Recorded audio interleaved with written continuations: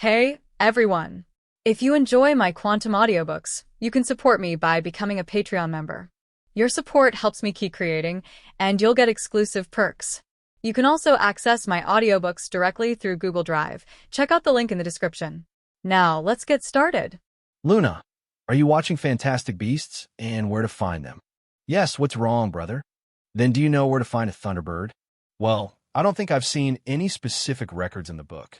The little girl flipped through the book quickly. It's okay, just tell me when you find it.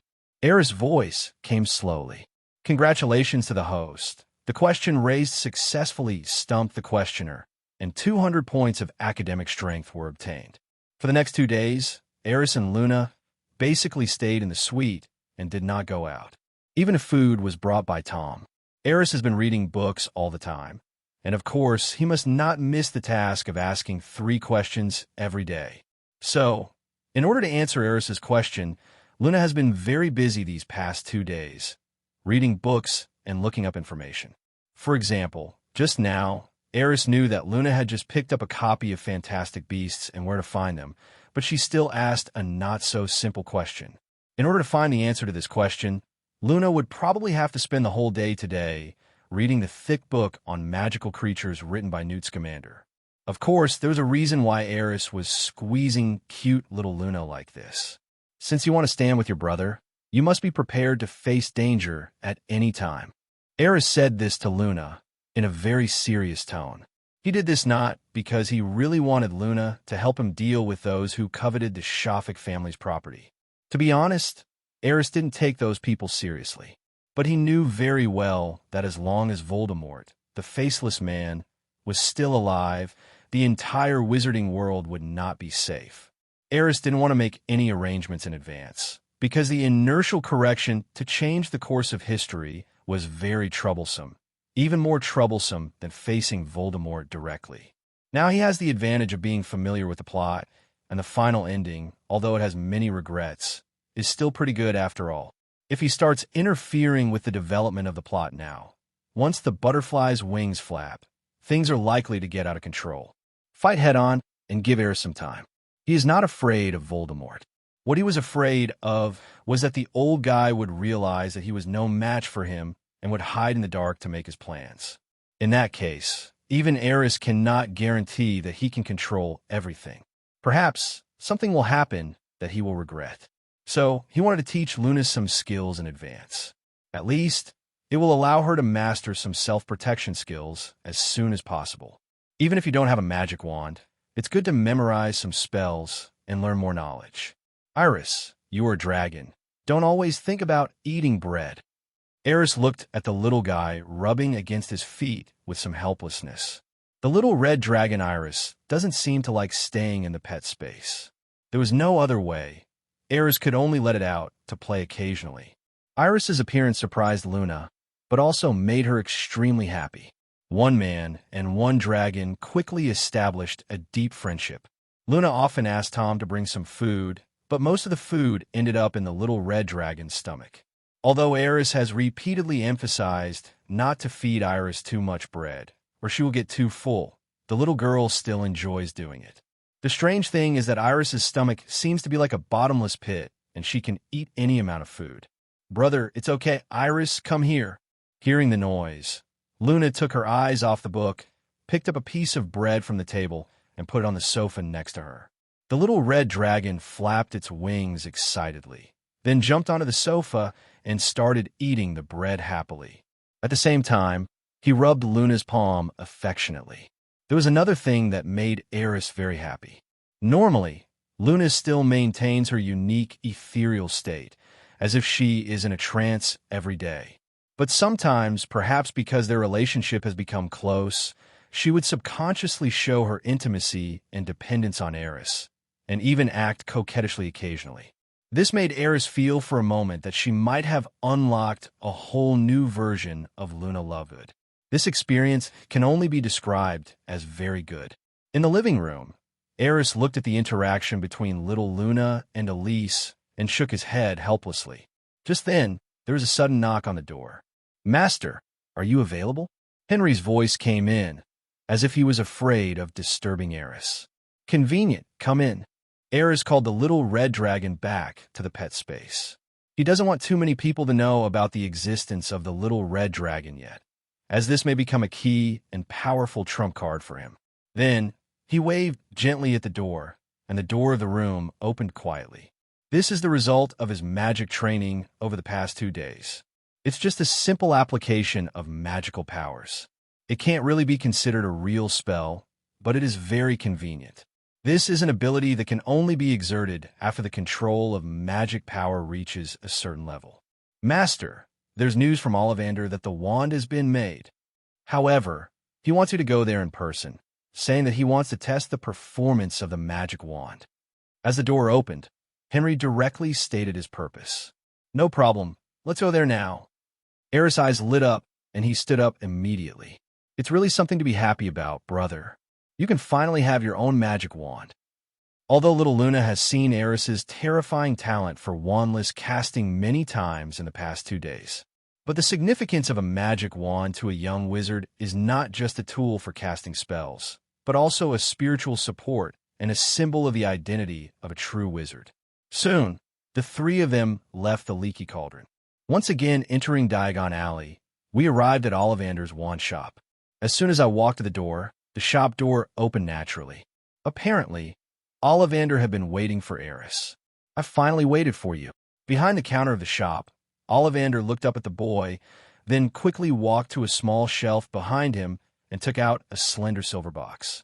The box has a beautiful yet solemn pattern drawn in golden lines. It looks like an angel. Aerys didn't pay too much attention to the specific details of the pattern. He was more concerned about what was inside the box. Ollivander carefully opened the box, took out a wand from it, and spoke slowly in a slightly excited voice. Undead wood, the tail of a thestral, 14.5 inches long, moderately hard, and very powerful. The wand was dark silver in color and had a frosted texture. The handle had circles of texture that looked like tree rings, which increased the friction of the palm and made it less likely to slip out of the hand. The moment Aris got the wand, a very wonderful feeling emerged in his heart. It was like a connection between minds, and then gray and white suddenly fell on Aris, like the chaotic breath between life and death. That is the embodiment of life and death, an extremely rare phenomenon. It's amazing. I made so many magic wands, but I've never seen such a shocking scene. This wand seems to be made for you. I'm afraid there is no one else in the world who is worthy of it. Ollivander's mysterious murmur sounded, as if he saw the most spectacular scenery in the world. Mr. Ollivander, thank you. Aris felt the joy and surging power coming from the wand and spoke sincerely. With his perception of magic, he could clearly feel that after using this magic wand, his casting speed and power would be greatly improved. The extent of the increase is probably at least 30%. This is what I should do, Master Shafik. Ollivander bowed to Aris, his tone still a little excited. Perhaps I should thank you. It was you who allowed me to create this one-of-a-kind wand. I believe its power is comparable to that of the legendary old wand. In terms of its compatibility with you, it is even better than that wand. I've always thought that this wand might make you famous in the wizarding world in the future. By then, my wand shop will naturally benefit from it. Maybe.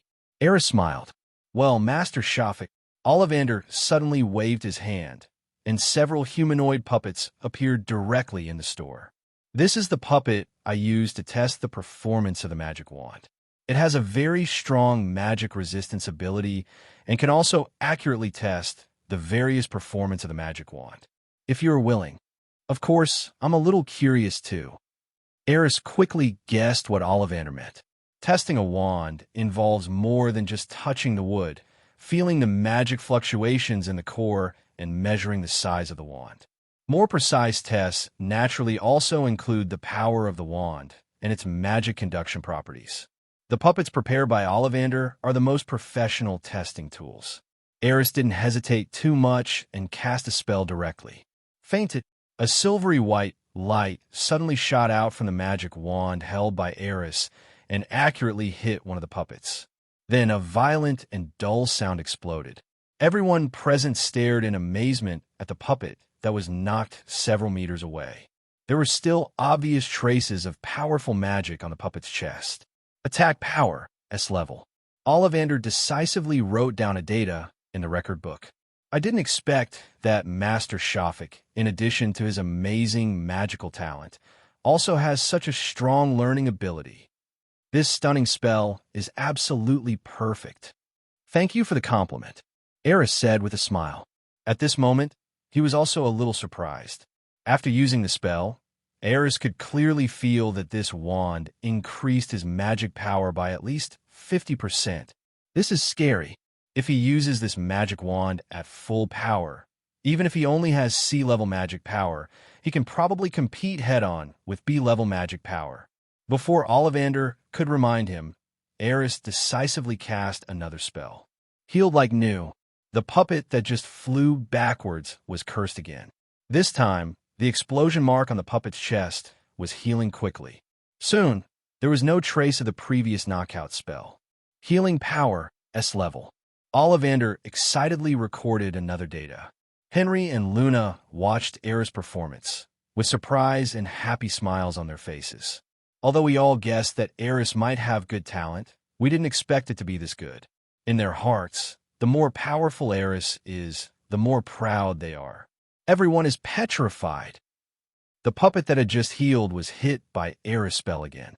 The next second, a distinct grayish-white color began to appear on the puppet's torso, which then instantly spread to the entire body.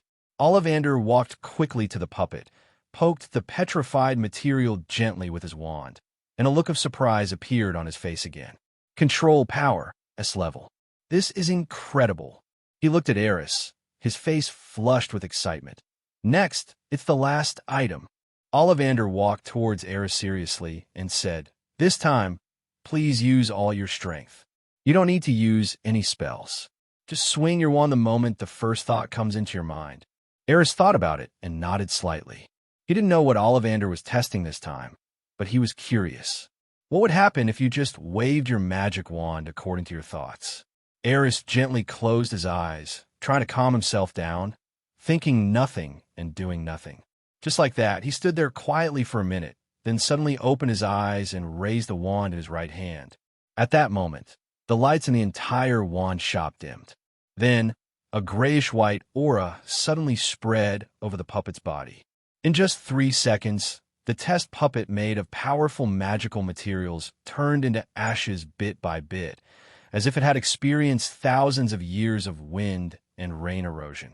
When Aris came to his senses, there was only a pool of dust on the ground. At this moment, everyone was shocked, especially Ollivander. He has done the most wand tests and naturally seen the most situations. But the scene in front of him, he really couldn't understand it. Like a variant of the power of death. It seems like some kind of ancient magical trace remains. I don't understand. I really don't understand. Ollivander frowned and looked at Aris again. You really didn't use any spells? No, Aris nodded. In fact, he was also a little surprised at this moment, because he seemed to have seen a scene like that in Merlin's notes. Gray magic characteristics, the power of death controlled by time and space. It looks like the traces of thousands of years of wind and sand annihilation, or it is the endless space that was folded and torn into the smallest particles. That kind of power is simply beyond human capability to contend with. Time? Space? Why do I have this magical property? Aris was puzzled, as Merlin didn't seem to have any special magical talents. In other words, this power was not given to him by Merlin's talent card, but due to other reasons. In the end, Ollivander still failed to write down the accurate result on the last item of the test form. He could only make an estimate and gave it an S grade in the magic conduction property column. After all, that was a magical property that even he had never seen before, so it was difficult to assess the specific extent to which the magic wand would enhance this property. All in all, it looks pretty awesome, so I gave it an S grade. Finally, Ollivander wrote down the results of the comprehensive test evaluation of the wand. Comprehensive grade, SSS. In fact, every wand sold in Ollivander's is more or less biased. For example, Some magic wands are very powerful, so their healing effects and control abilities will naturally be weaker. The healing effect is good, but the control effect and power are poor. There are also cases where two abilities are relatively balanced, and one is relatively weak. However, without exception, there will be a focus. The same is true for wizards, which is why wands choose wizards, and wizards are often incompatible with wands that are not their own. It was the first time that Ollivander had seen a wand with such balanced abilities and such a high increase in each ability. This is simply impossible, but it happened now. Therefore, Ollivander gave this one the highest SSS grade in its overall assessment. Mr. Ollivander, I want to ask you a question. After the wand test was over, Aris looked at Ollivander, and an idea suddenly occurred to him. Please speak, Master Shafik. Ollivander was obviously very patient with Aris's words. Perhaps it was because of the boy's identity, or perhaps it was because he had never seen a young wizard with such powerful talents. That's right. Aris thought about it. I've read some books about wand making and theory these days, and I have some ideas in mind. You have made many magic wands, so you should know that each magic wand has its own unique features and even some autonomy. So, you've always said that the wand chooses the wizard, right? That's right. Ollivander nodded affirmatively. To have such profound thoughts, it seems that Master Shafik has read more than just 2 books. So, what else do you want to know? He looked at Aris with a hint of admiration in his eyes. What I want to know is... Aris paused and asked inquiringly, is it possible to create a magic wand with independent consciousness? A wand like that can help the owner of the wand to correct the spell when casting magic, thereby increasing the success rate of the spell. Even with the master's authorization, it can cast spells automatically. Hearing Aris' question, Ollivander's eyes showed a hint of surprise. You actually thought of this question, Master Shafik. You really surprise me. He hesitated for a moment, then said, in fact, our family has been making magic wand for generations, and we have also tried to research a smarter magic wand. That is a wand with independent consciousness, as you said. But obviously, that is not an easy task because it involves the study of the soul. The study of the soul is a taboo even in the wizarding world. What's more, if a magic wand with completely autonomous consciousness is really developed, there will be even more problems to consider. A wand like that would have a high chance of turning against its owner, or it might leave its owner's side in the middle of the night and disappear outside. So, our attempts were forced to be discontinued, and no one ever mentioned this idea again.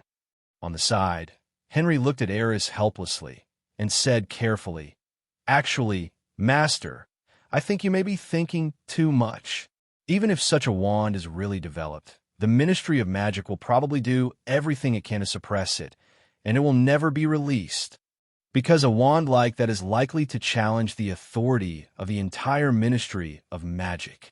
That's right.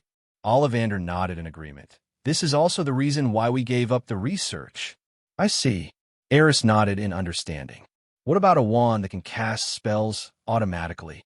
It's, well, similar to the automatic firearms in the Muggle world. With just a switch, it can quickly release a preset spell. Is it possible to create a wand like this? Hearing this, Ollivander smiled, with an extremely determined look on his face. That's even more impossible. The casting of a spell requires the wizard's magic power, and more importantly, the combination of the casting action and the spell, and the corresponding strong emotions to support it. If we really create an automatic spell, I think it can only barely produce a few sparks, or shoot out a bunch of fireworks without any power. Among these, the most crucial thing is the immediacy of casting the spell. As far as I know, apart from certain curses and functional spells, there are very few offensive and defensive spells that can be stored for a long time. As for storing several spells on one object at the same time, and being able to release and interrupt the casting of spells at any time, or even replenish spells, that is even more impossible.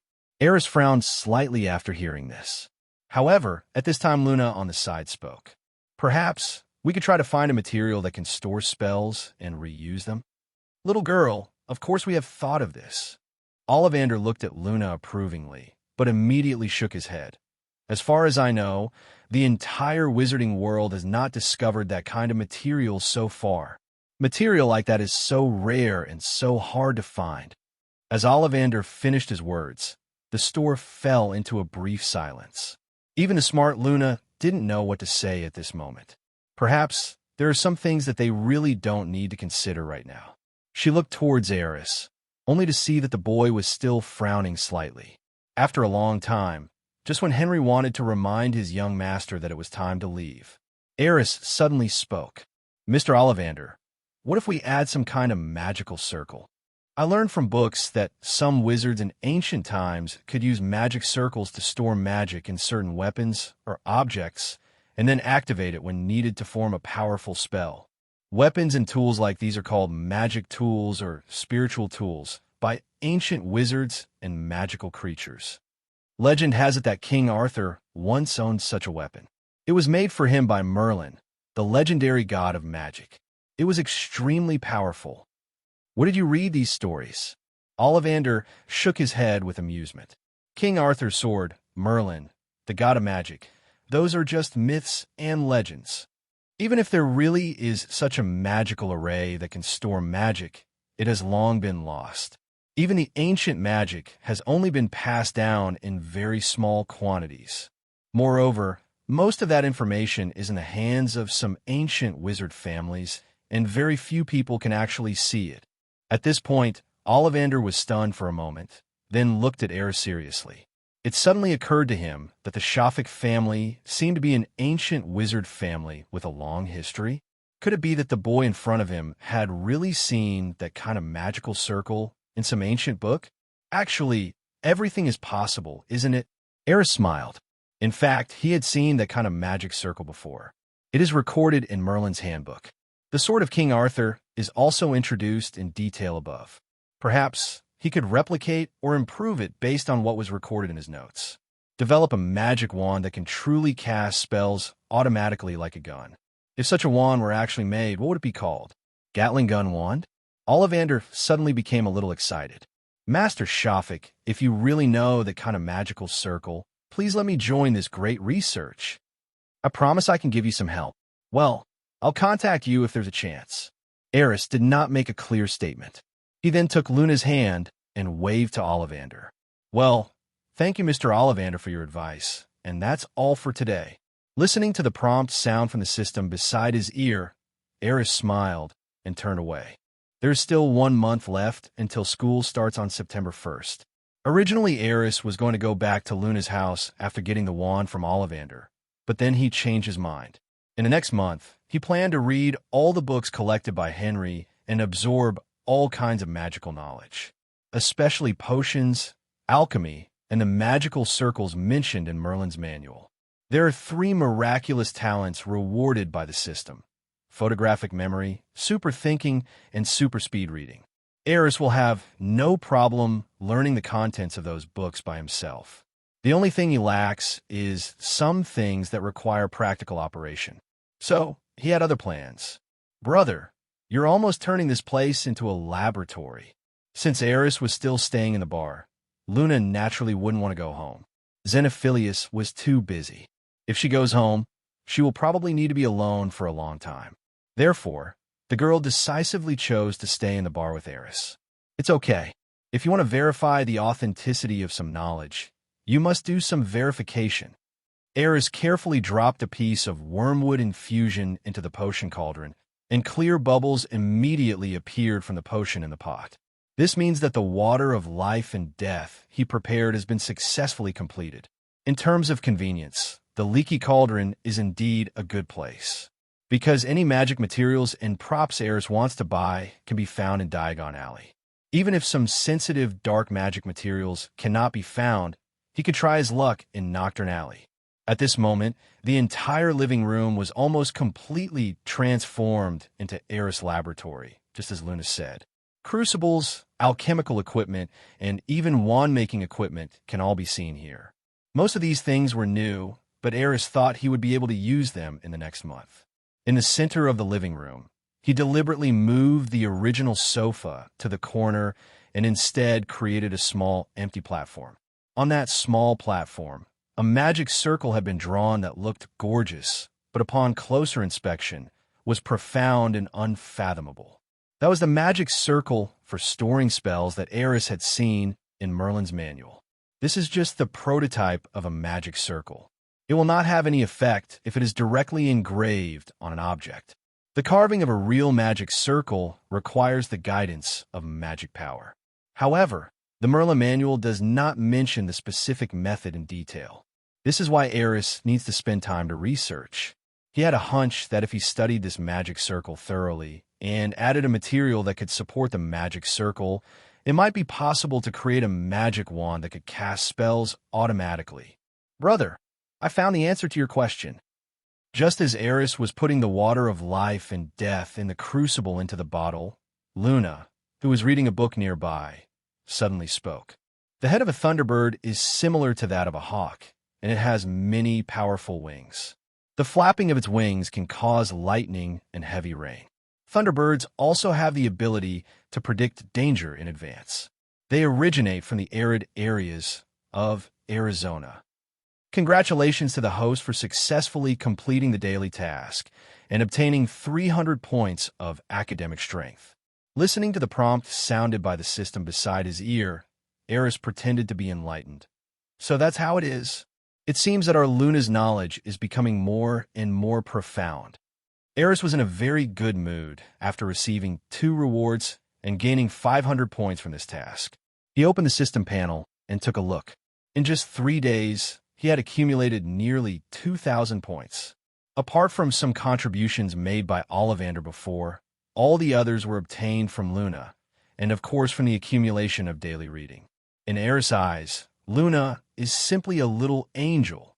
Time passed by as the two of them studied and experimented day after day. A month is not a long time, but it is not a short time either. During this time, Aris would occasionally visit Ollivander's wand shop to discuss some ideas about automatic casting wands with him. Apart from that, various magic material shops are the places he visits most. He purchased a large amount of materials and stored them in bags cast with a traceless extension spell. Perhaps they would be useful when he was at Hogwarts. In her spare time, Luna would occasionally tell Aris about the situation in the wizarding world, with a focus on the Ministry of Magic.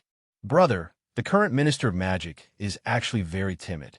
He wants to do something big to establish his own prestige, but he is always hesitant. Otherwise, he would not be mentioned and ridiculed so often in the Quibbler. Because her father was the editor-in-chief of the Quibbler, Luna had read many magazines and heard a lot of gossip within the Ministry of Magic. With her clever mind, her perspective on issues was sometimes even more profound than Xenophilius. Therefore, in this short period of time, Aris' understanding of the wizarding world has become more profound. Finally, a month later, the day Aris had been waiting for arrived. September 1st, King's Cross Station.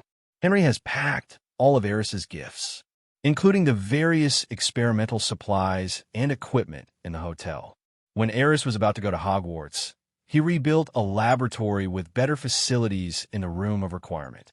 Luna, cheer up, I'm going to school, not to Azkaban.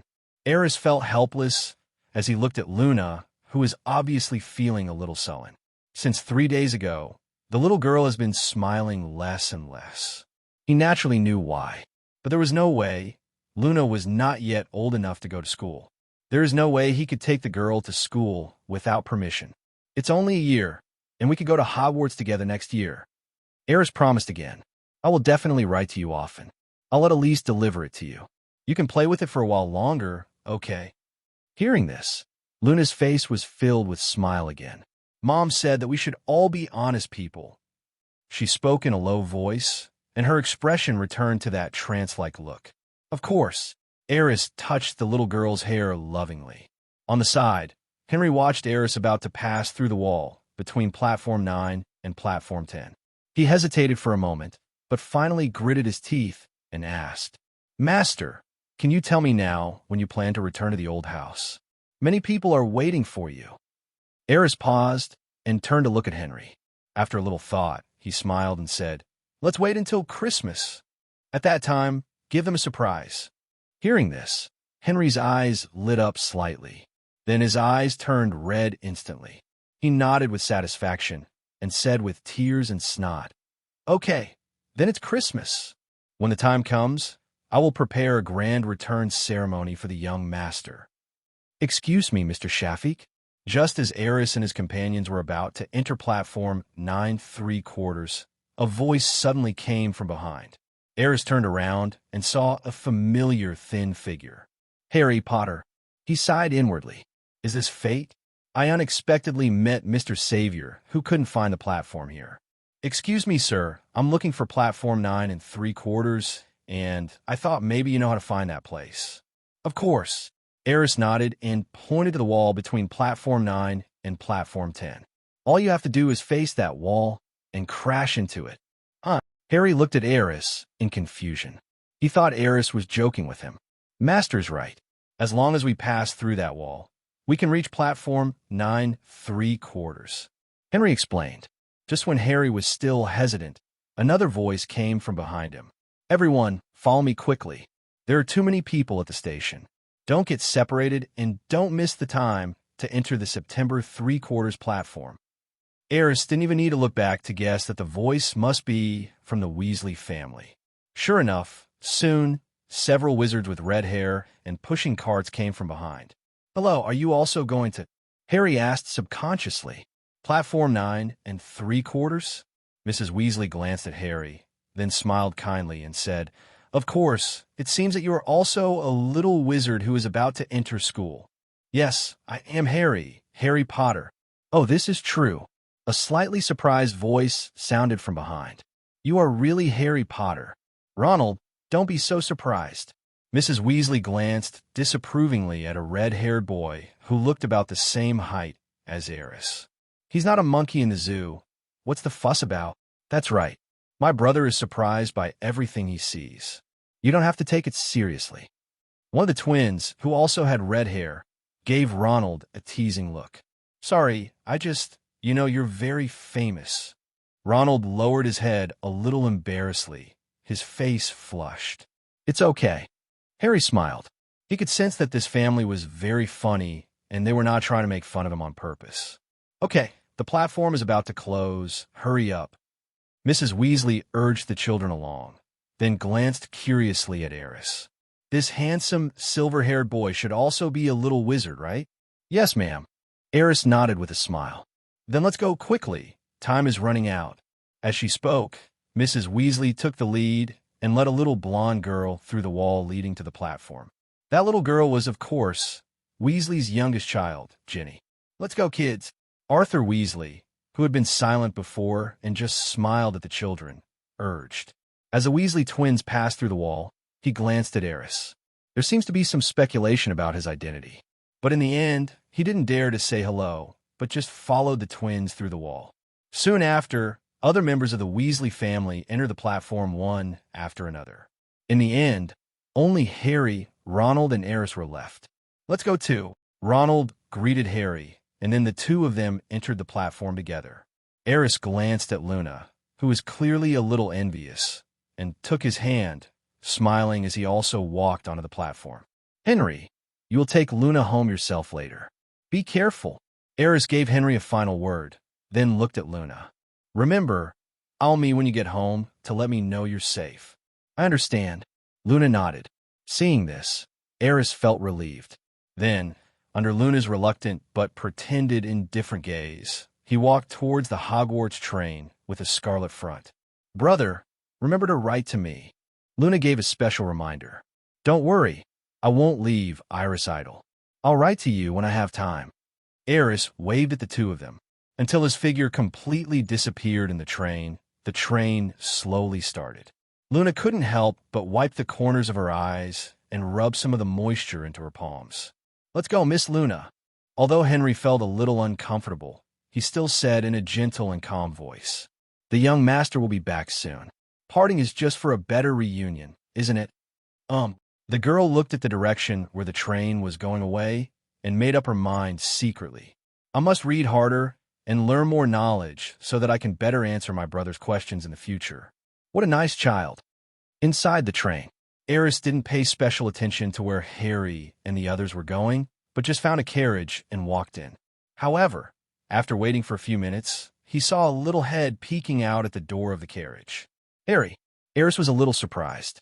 He just randomly found a carriage, but he actually met this savior? Is this the legendary fate? Excuse me, Mr. Shafik. I found your box specially, Harry said a little embarrassedly. If it's convenient, can I sit here? There are things I want to talk to you about. Of course, but you should still call me Aris. After all, we will be classmates from now on. Aris was a little curious. What did Harry want to do with him now? Thank you. Harry smiled and sat down opposite Aris. What do you want to talk to me about? Aris asked directly. Harry thought for a moment before speaking. Hagrid told me that your current situation might be even worse than mine. So, I want to ask you how you managed to be so calm, as if those things didn't affect you at all. Hearing this, Aris laughed inwardly. It turns out this guy considers himself a life mentor. How can we face external pressure calmly? For matters like this, shouldn't he ask the strongest backer of the young wizards at Hogwarts, Principal Dumbledore? Why did you think of asking yourself? Aris thought about it, and a smile appeared on his face. It's actually very simple. When you have absolute strength, you can handle everything more easily. I know this may be difficult for you, but there is another way. You could try to exercise your skin. After all, in this kind of situation, as long as you're not embarrassed, it is others who are embarrassed. So, Aris, I want to know, how exactly do you exercise your facial skin?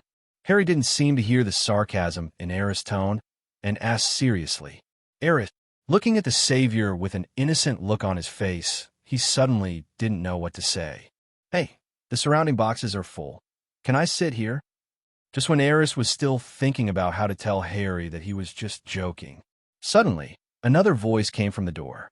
Ronald Weasley stood somewhat awkwardly at the door of the box, looking at the two people inside. Of course, Harry quickly sat inside, then seemed to have thought of something, looked at Aris and confirmed, Right, Aris? Well, please sit down. Aris nodded to Ronald. After Ronald sat down, the box suddenly fell into a brief silence. What Aris and Harry just discussed was, after all, a bit private. Perhaps Harry also felt that asking for advice on such matters was rather embarrassing, so he did not continue to ask. So you do have that, right? After a moment, Ronald broke the silence in the box. Just like the plot in the original movie, Harry readily showed Ronald the lightning-shaped scar. As the topic started, the atmosphere in the box suddenly became harmonious. The three of them also introduced themselves. Perhaps children's friendship comes so quickly. As for Aris, his attention was already on the mouse that Ronald was holding in his arms. If he remembered correctly, the identity of that mouse was not simple. That was an animagus, and was the one who actually betrayed Harry Potter's parents, causing them to be killed by Voldemort. This is Scabbers. So pitiful, isn't it? Ronald seemed to notice Aris looking at his mouse, and spoke. Not bad. I think he's eating happily. The snack saleswoman on the train just came by, and Harry bought a lot of food. At this time, the mouse was eating snacks comfortably in Ronald's hand.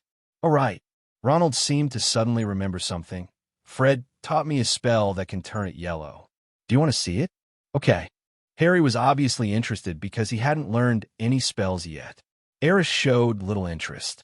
It wasn't that he looked down on Ronald, but the spell Fred taught him might not even be called a spell.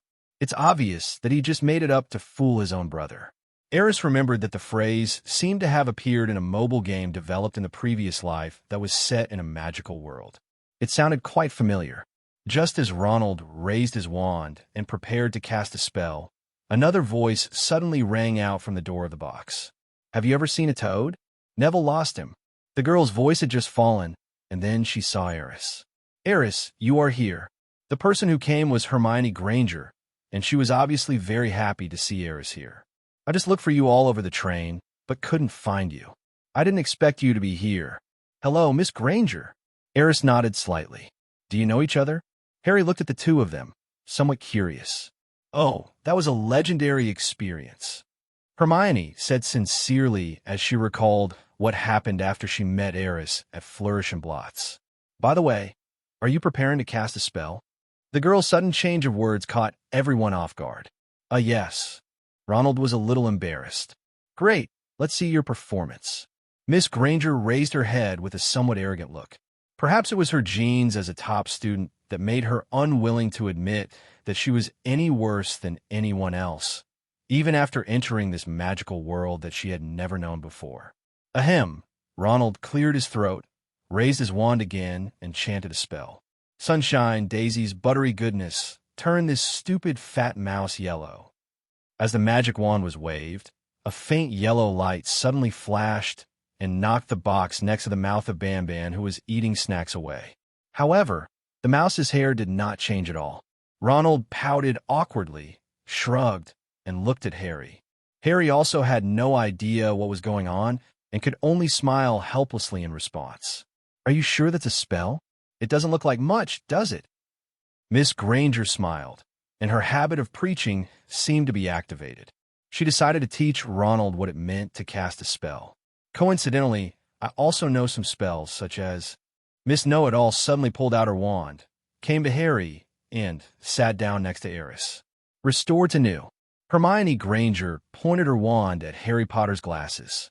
After a wave of magical power, the place where Harry's nose pad was taped suddenly flickered. The tape disappeared in an instant, and in its place was a brand new nose pad replacing the broken part. Wow, that's amazing! Ronald watched from the side and exclaimed subconsciously. Harry was obviously surprised as well. He took off his glasses and looked at her carefully, then looked at Hermione with admiration. Actually, this is nothing. Aris is much more talented than me. He can definitely do better than me. Hermione suddenly turned the topic back to Aris. By the way, why did you just say that the process of getting to know him was like a legend? Harry, who had put his glasses back on, was obviously curious and couldn't help but ask. Ronald on the side also looked very interested, his eyes moving back and forth between Aris and Hermione. Well, you may not believe it. Hermione shrugged and said mysteriously, what Aris did is definitely beyond your imagination.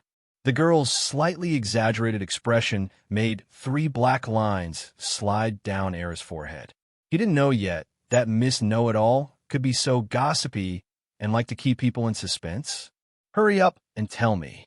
Harry and Ronald couldn't wait any longer. Seeing the expressions of the two, Hermione nodded in satisfaction and continued. 10 minutes, reciting randomly, he completed the ultimate challenge of flourish and blots. He only spent 10 minutes reading a book and recited a whole book, which is at least more than 10,000 words. Harry and Ronald couldn't help but gasp when they heard Aris's impressive results. Even if you give me one day, I may not be able to recite a 2,000-word fairy tale. Ronald muttered softly. This is incredible. Harry was obviously even more surprised because he had studied in a Muggle school, so he knew more clearly the difficulty of this ultimate challenge. Unbelievable, isn't it? Hermione looked at Aris deeply, seeming a little unconvinced. Aris, your memory is so good. Your magic talent should be pretty good too. At this time, the little tricks that Miss Know-It-All had been preparing for finally came out. How about you perform a spell for us? After all, her pride as a top student made her refuse to admit defeat. He wanted to make up for his indirect defeat to Aris by improving his spellcasting ability. Of course, Aris could see her little thoughts. However, he knew very well that the little girl had no ill intentions and was just being tsundere. So I just smiled softly. Then he pulled out the silver-gray wand from his robe and pointed it at Ronald, the rat in his hand. What are you going to do? Ronald subconsciously wanted to pick up Banban to avoid Aris's wand. However, his movements were obviously not as fast as Aris's. Don't you want to see me cast a spell? Watch carefully. The silver-gray magic wand lightly tapped, and a beam of light hit the spots in Ronald's hand without any surprise. Aris could clearly see that the mouse's eyes showed a look of fear, just like a human's, although it was only fleeting. The next second, Banban's body twisted rapidly and quickly transformed into a goblet. This is a very advanced transfiguration technique. Hermione stared at the goblet in Ronald's hand with wide eyes and disbelief. She couldn't help but stand up, took the goblet in her hand, and looked at it carefully. I have read some explanations about transfiguration in books. A successful transfiguration is to completely transform one object into another. Look at this goblet. It has clear textures and is made of high-quality material. There is not a single sign of a rat left. Such spellcasting ability is simply impossible for a young wizard who has just entered school to possess, right?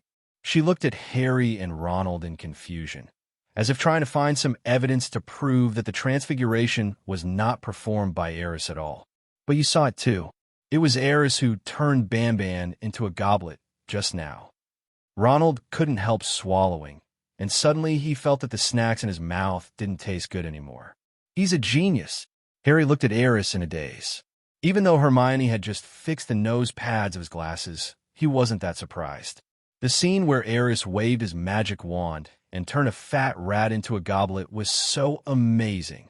The three young wizards present were all shocked by Aris's casual display of skills. Even without thinking, you know that such a transformation requires extremely powerful and stable magic power to perform, which can only be achieved after passing the OWL's exam. The ordinary wizarding level certification exam was something that students in their 5th year at Hogwarts had to take, so these newly enrolled young wizards didn't need to consider it at all. Don't be discouraged. You are already very capable among the new wizards. Aris looked at Hermione Granger, who seemed to have fallen into autism, and comforted her in a gentle voice. This is indeed the case. In fact, just look at Ronald's spellcasting ability, and you will know that he grew up in a wizard family. Even so, Ronald at this moment still had almost no ability to cast spells. It was really amazing that Hermione could easily perform the repair spell at this time. Of course, it can't be compared with Aris. After all, his starting point was too high. You don't have to comfort me. Hermione took a deep breath, looked at Aris seriously, and said, I will catch up with you one day. I swear. Actually, there's really no need, Aris said helplessly. However, looking at the little girl's high morale, he really couldn't bear to discourage her. Okay, then I'm waiting for your challenge anytime. At this point, Aris and Miss Know-It-All made an agreement to encourage each other to make progress. Aris, although I'm still surprised and shocked, but are you sure that Scabbers will be okay? Ronald asked with some concern after carefully observing the goblet he had taken back from Hermione. Of course, he will be fine. Aris nodded affirmatively. However, he knew very well that at this moment, Scabbers, or the guy who turned into Scabbers, Wormtail, must have been cursing Aris in his heart. Can't you restore him to the way he was before? Ronald felt like he was about to cry. Who would have thought that it was fine at the beginning, and I don't know what happened. For some unknown reason, his mouse turned into a goblet. I'm sorry, but I can only turn a mouse into a goblet right now. I haven't learned the spell to turn it back yet. Aris sighed apologetically. At this time, Hermione looked a little strange. Perhaps she was the only one at the scene who was not sure that if someone could cast such a profound transfiguration spell, there would definitely be a corresponding antidote. Aris, this is obviously a lie. But why would he lie? The little girl was a little confused. But after thinking about it carefully, she decided to pretend she didn't know about it. After all, she thought, Aris always had a reason for doing that. Did you feel it? Banban seems to be struggling. Ronald looked at Aris with a look as if he was about to cry. You must be feeling it wrong. He is just a goblet now. He should not have any perception. Aris consoled earnestly. Are you sure? Of course. I think he should be back to normal in a few hours. Are you sure he won't always be a goblet? It's not easy to perform eternal transfiguration. I always feel that Banban is a bit pitiful. Harmonious conversations continued to come out from a box. After a moment, Hermione suddenly stood up. Oh, by the way, Neville's toad, I almost forgot. As she said this, she was about to walk out of the box and continue looking for the missing toad. Just as she was about to walk out of the box, she suddenly stopped and turned to look at Aris again. Aris, do you know of a spell that can help Neville find the toad quickly? Aris nodded without even thinking. Of course, that's a very practical spell. Great, please help Neville. Miss Know-It-All smiled with surprise. At this time, Ronald's attention finally shifted from the mouse to Aris again. Going to cast another spell? Harry was visibly more excited. Since entering the magical world, He has never seen people cast so many spells at once. In fact, as long as you find the trick, you can do it too. Aris reminded Hermione and then recited a spell. The true form is revealed. A faint magical fluctuation emanated from the tip of the silver-gray wand.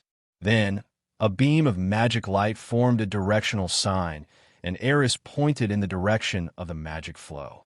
Over there, follow my magical instructions, and you will find the toad in no time. Thank you. Before Aris could react, Hermione had already walked out of the box in a quick step. When can we reach your level? Harry spoke in amazement. Don't worry, this is actually not difficult. It's just a variation of the apparition spell. As long as you study hard, read more books, and practice spellcasting more in school, you should be able to fully master this spell by the time you are in the 3rd grade. Aris spoke encouragingly and gave the two of them a look of encouragement. However, after hearing this, Ronald and Harry seemed to become even more depressed. I don't know if it was Aris' illusion. Look, who is this? The famous Potter and Shafik. Shortly after Hermione left, the door to the box was pushed open again, and 3 figures appeared outside. Draco Malfoy squeezed into the box with his 2 followers, Black and Goyle, and then his eyes moved on Harry and Aris. I just heard someone outside say that Harry Potter is also on this train. It seems to be true. Malfoy finally set his sights on Harry, who is obviously slightly more famous than Aris. That toad-finding magic is pretty good, but I guess it wasn't you who cast it, right? Hearing this, Aris reacted immediately. It seems that Malfoy must have seen or heard from somewhere else that Hermione found the toad by following the sign of apparition magic. So, after a little inquiry, I found out that Harry Potter and Aris were both in this box. What's it got to do with you? Ronald was worthy of being Harry's future good friend. When he saw someone provoking him, he stood up immediately. You want to be the first to come forward? Malfoy glared at Ronald. Black and Gore, who were beside him, immediately squeezed over and pushed Ronald into his seat, making him unable to move. Let him go. Harry couldn't sit still anymore after seeing this scene. You will find out that in the wizarding world, true friendship only exists between pure-blood wizards. Malfoy stepped forward, glared at Harry Potter, and said fiercely, So, famous Mr. Potter, do you want to hang out with those poor bastards of the Weasley family? Or with me, the noble and holy pure-blood family Malfoy? I know exactly what kind of friends I should make. I don't need you to remind me. Harry Potter also stared at Malfoy stubbornly. Although he had no idea why the man in front of him looked so arrogant, he was almost as annoying as his cousin Dudley. But he felt that Ronald must not be left to fight alone at this time. At the very least, it is necessary to take a stand. In fact, this is of no use. Black and Goyle were obviously much bigger than Ronald and Harry at this time, considering that the little wizards on the field now have almost no spellcasting ability. Therefore, being tall still plays a very important role in such conflicts and confrontations. At least that was the case until Aris took action. Draco Malfoy, right? Aris, who had been silent, suddenly spoke in the box. Only then did Malfoy turn his attention away from Harry. It's me, what's wrong? He snorted coldly and stared at Aris. Looking at the slightly pale Master Malfoy in front of him, whose behavior and tone were somewhat arrogant, Aris smiled and said, Actually, if you want to make friends with us, you can use a softer and more normal approach. Who said I wanted to make friends with you? Malfoy's face flashed an unnatural blush, and then he stared at Aris fiercely and said, Don't be so self-righteous. Noble Malfoy, I'm the only one who has no shortage of friends. Perhaps, before you say this, you can let Harry and poor Ronald go first. I promise they won't do anything to you again. As he spoke, Aris gently waved his wand. An invisible force gently separated the people in the box, and then, under the horrified gazes of Black, Goyle, and Malfoy, Aris waved his wand again. The legs are frozen and dead. The power of the leg-locking spell instantly froze the 3 troublemakers in place, unable to move at all. They waved their hands but could no longer keep their balance and finally fell to the ground in a heap. How dare you cast a spell on me? Malfoy cried out in horror, and Black and Goyle also screamed in fear. I told you that if you want to make friends, You can use a slightly gentler approach. Aris leaned over with a smile and looked at Malfoy. So, do you like this approach? On the side, Ronald and Harry opened their mouths wide when they saw this scene. However, an inexplicable feeling of satisfaction made them unable to help but smile happily. However, after the joy, when they saw the faint smile on Aerys' face, they once again felt how powerful and untouchable this boy was. They secretly swore in their hearts that they would never make Aerys angry in the future, otherwise it would be unpredictable what would happen. I will tell the professors at school and my father about this, and they will definitely cause trouble for you. I promise. Malfoy's face turned red with anger, and he growled in a low voice. Oh, didn't your father ask you to be friends with me? Aerys still smiled and spoke. How do you know? Malfoy suddenly seemed to remember something and quickly closed his mouth halfway through his words. How is that possible? My father will definitely punish you. Just wait. In fact, when Malfoy subconsciously said, "How do you know?" Aerys already knew what was going on.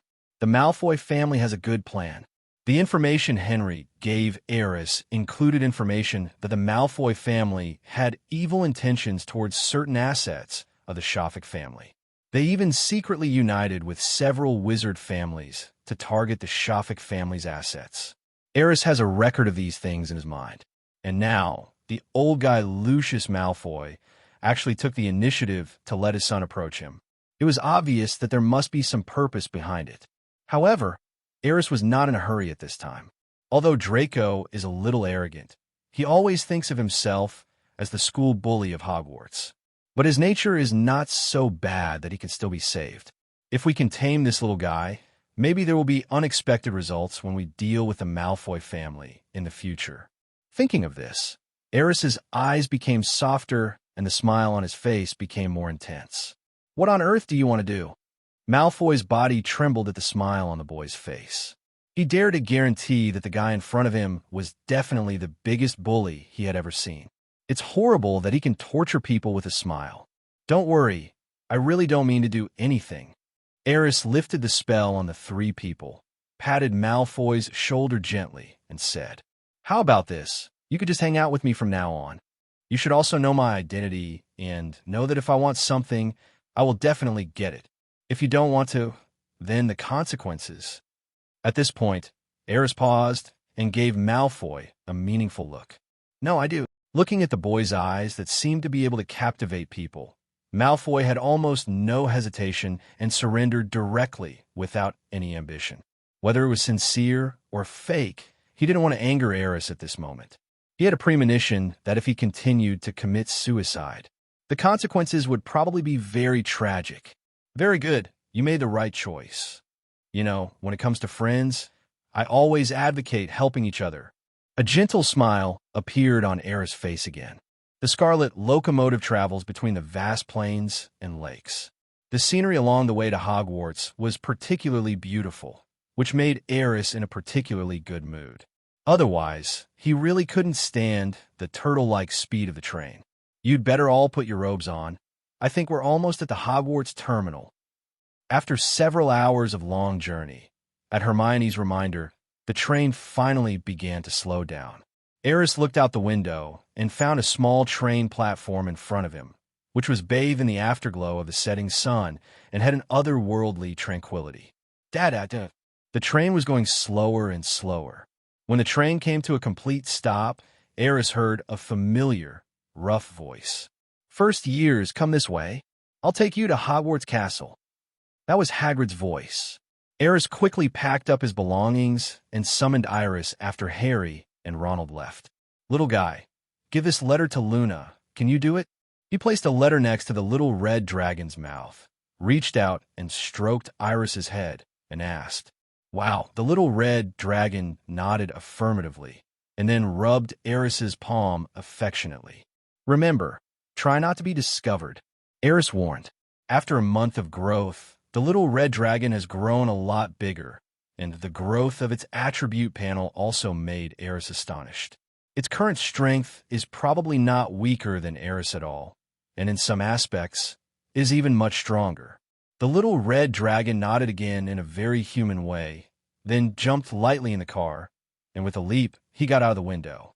At that moment, Aris clearly saw a layer of magical light appearing on Iris' body, and then the whole body of the little red dragon disappeared into the void, which could not be captured by the naked eye.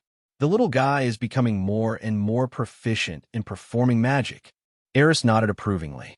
This magic, which was similar to the disillusionment charm, was actually quite different from the disillusionment charm cast by wizards.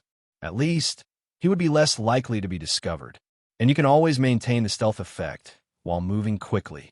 After doing all this, Aris quickly got off the train. As for the gift, Hogwarts will naturally send someone to deliver the gift to the castle.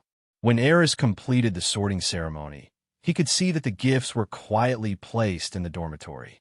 Aris, why are you here just now? As soon as they walked into the place where the little wizards gathered, Ronald and Harry noticed Aris and asked quietly, "Nothing. I just sent a letter." Sending a letter? Harry was curious. Does he also use an owl?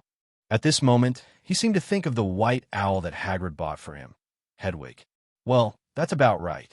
Aris replied vaguely. At this time, the little wizards had almost gathered. Hagrid's voice came again from the front. "Little ones, follow me. Remember to follow closely." "Where are we going?" Harry asked Hagrid curiously. "You'll know soon." Hagrid winked at him. At the side, Ronald's voice suddenly sounded a little frightened. "I heard from Fred and the others that all young wizards must undergo a special test before entering school. Only those who have completed the test can truly join Hogwarts." "Test?" Harry frowned slightly. Aris smiled. It seemed that the heritage left over from Hogwarts thousands of years ago was playing a role again. These little wizards probably don't know that as long as they go through the sorting hat ceremony, they can enter one of the 4 major colleges in Hogwarts. There is no pre-admission test at all. Fred and the others were obviously just teasing Ronald, and this guy really cooperated. "Come on, be careful and follow me on board. Remember, keep order and don't crowd." After passing a slippery path, the little wizards arrived at a small pier. A hazy fog covered the surface of the black lake in front of them, and in the distance, the lights of Hogwarts Castle were faintly visible. A wonderful sense of mystery shrouded the hearts of all the little wizards. "It's like I'm about to embark on a magical adventure." I read in Hogwarts, a history that this is a tradition that has been passed down in the school for thousands of years. Hermione Granger's voice came from the side, and at some point, he also came to Aerys' side. "All first-year students need to cross the Black Lake to reach Hogwarts Castle. It seems that they want to retrace the path that the 4 founders of the school took. Legend has it that they crossed the Black Lake before finally arriving at Hogwarts Castle." "You know so much." Aerys praised generously. "I'm sure she was reading all the time before she entered school." Ronald couldn't help but mutter. Aerys glanced at him, feeling a little strange. "Isn't there anyone who isn't like this?" Ronald and Harry looked at each other, then lowered their heads silently. "Apart from academic masters like you, who else, a normal little wizard, would start preparing for lessons so long in advance?" However, Harry did read books for a while, but the content was too difficult for him to understand now. So, he gave up quickly. Otherwise, he wouldn't be unable to cast any spell until now. The small boats floated on the huge black lake like leaves. Surrounded by cold lake water, the little wizards at this time obviously no longer had the curiosity they had at the beginning. They all began to huddle in the boat, freezing. The torches on the boats were obviously of limited use and did not provide them with much visibility. At this moment, a ray of light suddenly rose from one of the boats in the center of the lake. Lumos! The light was like a bright moon, slowly wandering around the boat and finally hanging in the front of the entire team. In this way, the little wizard's horizons were immediately broadened a lot. The surrounding lake water didn't seem so cold anymore. "Aerys, great job." Ronald and Harry stood up from the boat excitedly. They looked at the moon-like light not far away with some fascination, and their hearts were extremely excited. The scene before my eyes. Black Lake, Castle, bright moon. Everything seemed like a legendary myth, and they seemed to have come to a mysterious country. a country that belongs only to Hogwarts. Not far away, Hagrid and Draco Malfoy saw this scene and felt different emotions in their hearts. Hagrid naturally knew that casting such a fluorescent spell was not an easy task, especially for first-year students who have not received any magical training. His evaluation of Aris was raised a few points, and he was somewhat impressed by the boy's talent. As for Malfoy, at this moment, he was looking at the figure bathed in fluorescent light with extremely complicated feelings. Perhaps there is some reluctance in my heart, but I am more grateful. He knew that he would probably never have the heart to become an enemy of that boy, because everything Aris showed made him feel daunted. He even felt from the bottom of his heart that it was an existence that he could never catch up with or surpass. Under the moonlight, the ancient castle seems to have endless secrets. The mysterious Hogwarts seems to have always been there, waiting for new little wizards to explore it every year. About half an hour later, the little wizards successfully crossed the Black Lake and reached the shore. Afterwards, they walked along the long wooden path along the pier and climbed a long staircase before finally arriving at the door of the Hogwarts castle lobby. "Everyone, gather here." Professor McGonagall appeared on the steps in front of the main entrance of the lobby, watching the young wizards arrive one after another. She carefully counted the number of people, making sure that no little wizard was missing or had run away to other places out of curiosity, and then nodded with satisfaction. "Everyone, listen to me. You will pass through this gate in a while, and after taking a small test, you will be able to truly become a student of Hogwarts. So, when the door opens, please line up in an orderly manner and follow me in." After saying this, Professor McGonagall glanced at the faces of all the little wizards. He turned and walked towards Filch, the Hogwarts caretaker. Watching, it seems as if he is trying to understand the progress of the current dinner party. "Hey, Ronald, you were right. There really is a test before admission." Harry Potter's deliberately lowered voice suddenly came from the side. "Did your brother tell you what the test was?" "It is said it is very likely a fight with a giant monster." Ronald's face turned pale and his voice became trembling. On the side, Hermione's expression also looked a little unhappy, and she looked very nervous. "How is this possible?" Whispered discussions arose among the crowd. "I can't imagine myself fighting a giant monster. I will definitely be torn to pieces. If my parents knew this would happen, they definitely wouldn't have sent me here." "Excuse me, is it too late to go home now? I really don't want to fight a troll." The little wizards behind seemed to have heard what Ronald said, and they all felt insecure before they even understood the details. "If it really is that giant monster, among all of us, I'm afraid Aris is the only one who can succeed." Harry turned around somewhat unwillingly and looked at Aris, who was trying to hold back his laughter the whole time. "Ignorance." Malfoy's voice suddenly came from the other side. "Why, am I wrong?" Harry retorted immediately after seeing the source of the voice. "Do you think you can fight the troll now?" When Harry mentioned the troll, Malfoy's expression obviously changed. But soon he said in a mocking tone, "Only ignorant people like you would think that the test to enter Hogwarts is to fight a troll. If that's the case, I promise my father will never let me come here." "Then may I ask, has your father ever told you what the real test of Hogwarts is?" Harry taunted back mercilessly. Seeing that the atmosphere between the two was becoming more and more tense, Professor McGonagall, who was not far away, seemed to be about to come back here. Aris could only knock on their heads helplessly. "All right, you two. Whenever you get together, you just quarrel." He walked between the two of them, separating them from each other as they were about to put their faces together, and then said unhappily, "Won't you know what the entrance test is in a moment? What can you change by thinking about this now, except scaring yourself?" After Aris stood up, both Malfoy and Harry subconsciously shut their mouths. Even Ronald, who had just looked indignant, lowered his head obediently. Apparently, none of them dared to contradict Aris. Perhaps they felt that what Aris said made sense. When Aris' voice fell, Professor McGonagall seemed to have received some kind of signal and turned around and walked quickly towards this side. "Children, the sorting ceremony is about to begin. Please follow me into the lobby." As she spoke, She pulled the little wizard standing at the front and walked into the lobby. The doorman Filch hurriedly pulled the lobby door to both sides, and it looked like he was struggling. The young wizards followed closely behind, filing into the lobby. On both sides of the lobby, students from the 4 major colleges had been waiting for a long time, and their eyes were all looking at the team of young wizards who had just entered. Among them, Ronald was pulled by his hair by his brothers when he passed by the Gryffindor school table. Harry was no longer as nervous as before and looked at the decorations in the hall with curiosity, especially the ceiling above the heads of the little wizards. The Hogwarts Great Hall is enchanted. Just like the decorations, they can change colors at will. And above our heads, we can see the starry sky directly through the ceiling. It's all very strange, isn't it? As expected, Hermione's voice sounded at this time. This knowledge was obviously what she had learned from Hogwarts, a history. It's really amazing. Aris nodded in agreement. Ever since he entered the castle, an emotion called touching has been slowly flowing in his heart.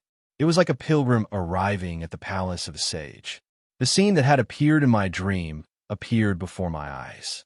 Everything is so magical and incredible.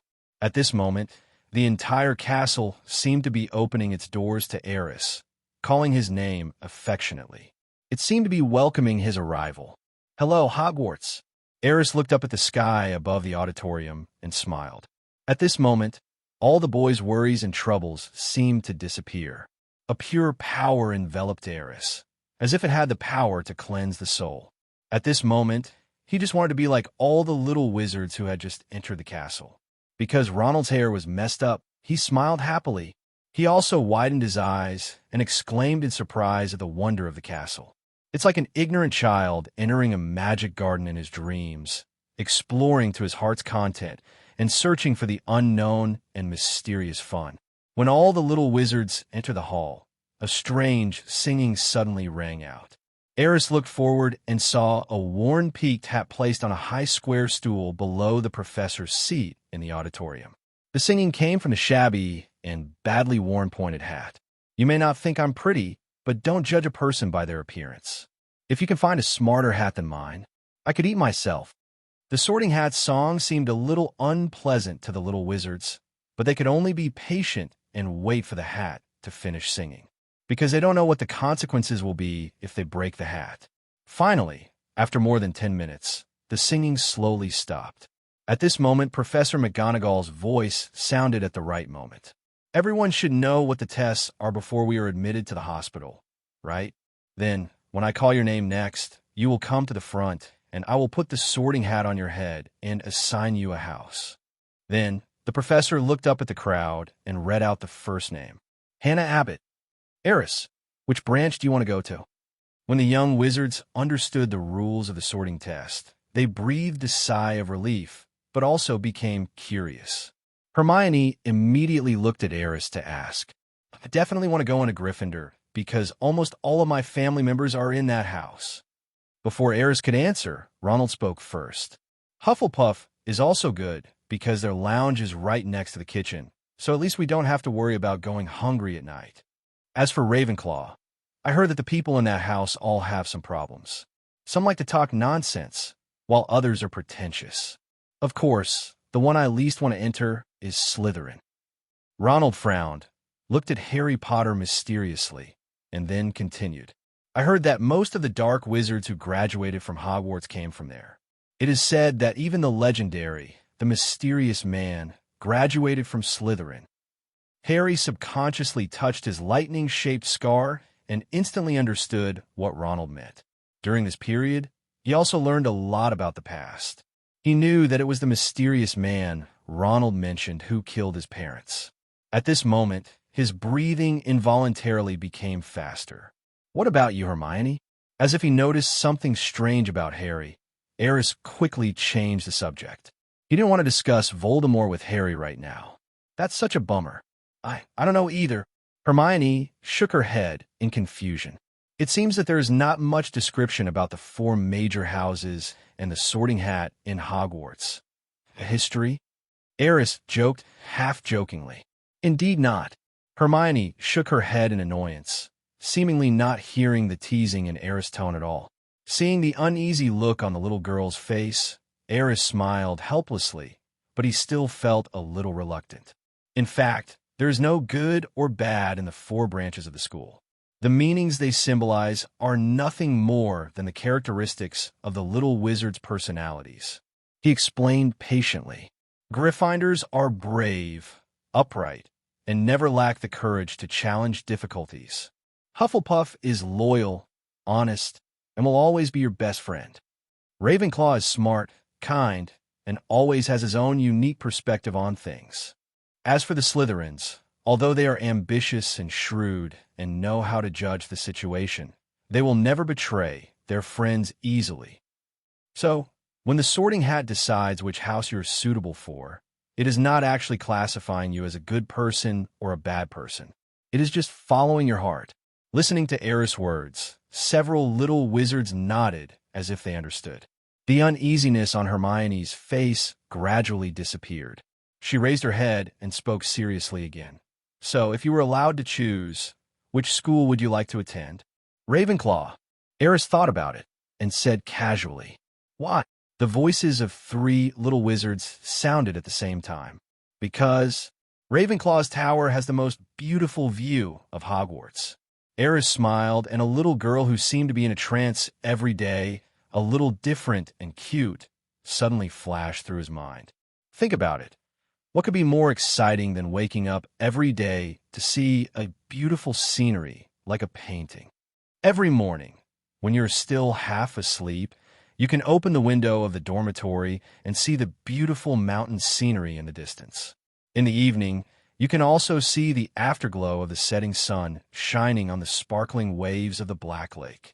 An unknown magical animal is flying over the Black Lake, and the mist is covering the mountains in the distance, making them appear vaguely.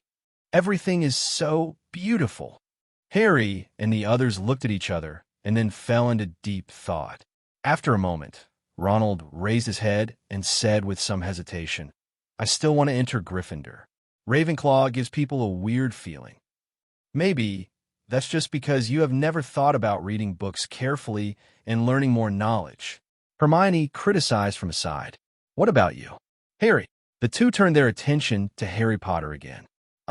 Harry hesitated for a moment, then shook his head slowly. "I don't know. Maybe the hat can give me some advice." "Okay, let's stop discussing this." Aris suddenly reminded. "Hermione's turn will be here soon." Sure enough, as Aris' voice fell, Professor McGonagall's voice came at the right time. "Hermione Granger." Hermione stood up and took a deep breath. "Go ahead, don't be nervous." Aris comforted. As the little girl walked to the Sorting Hat, everyone's eyes were on her. "Don't be nervous." Professor McGonagall whispered comfortingly as he put the Sorting Hat on Hermione's head.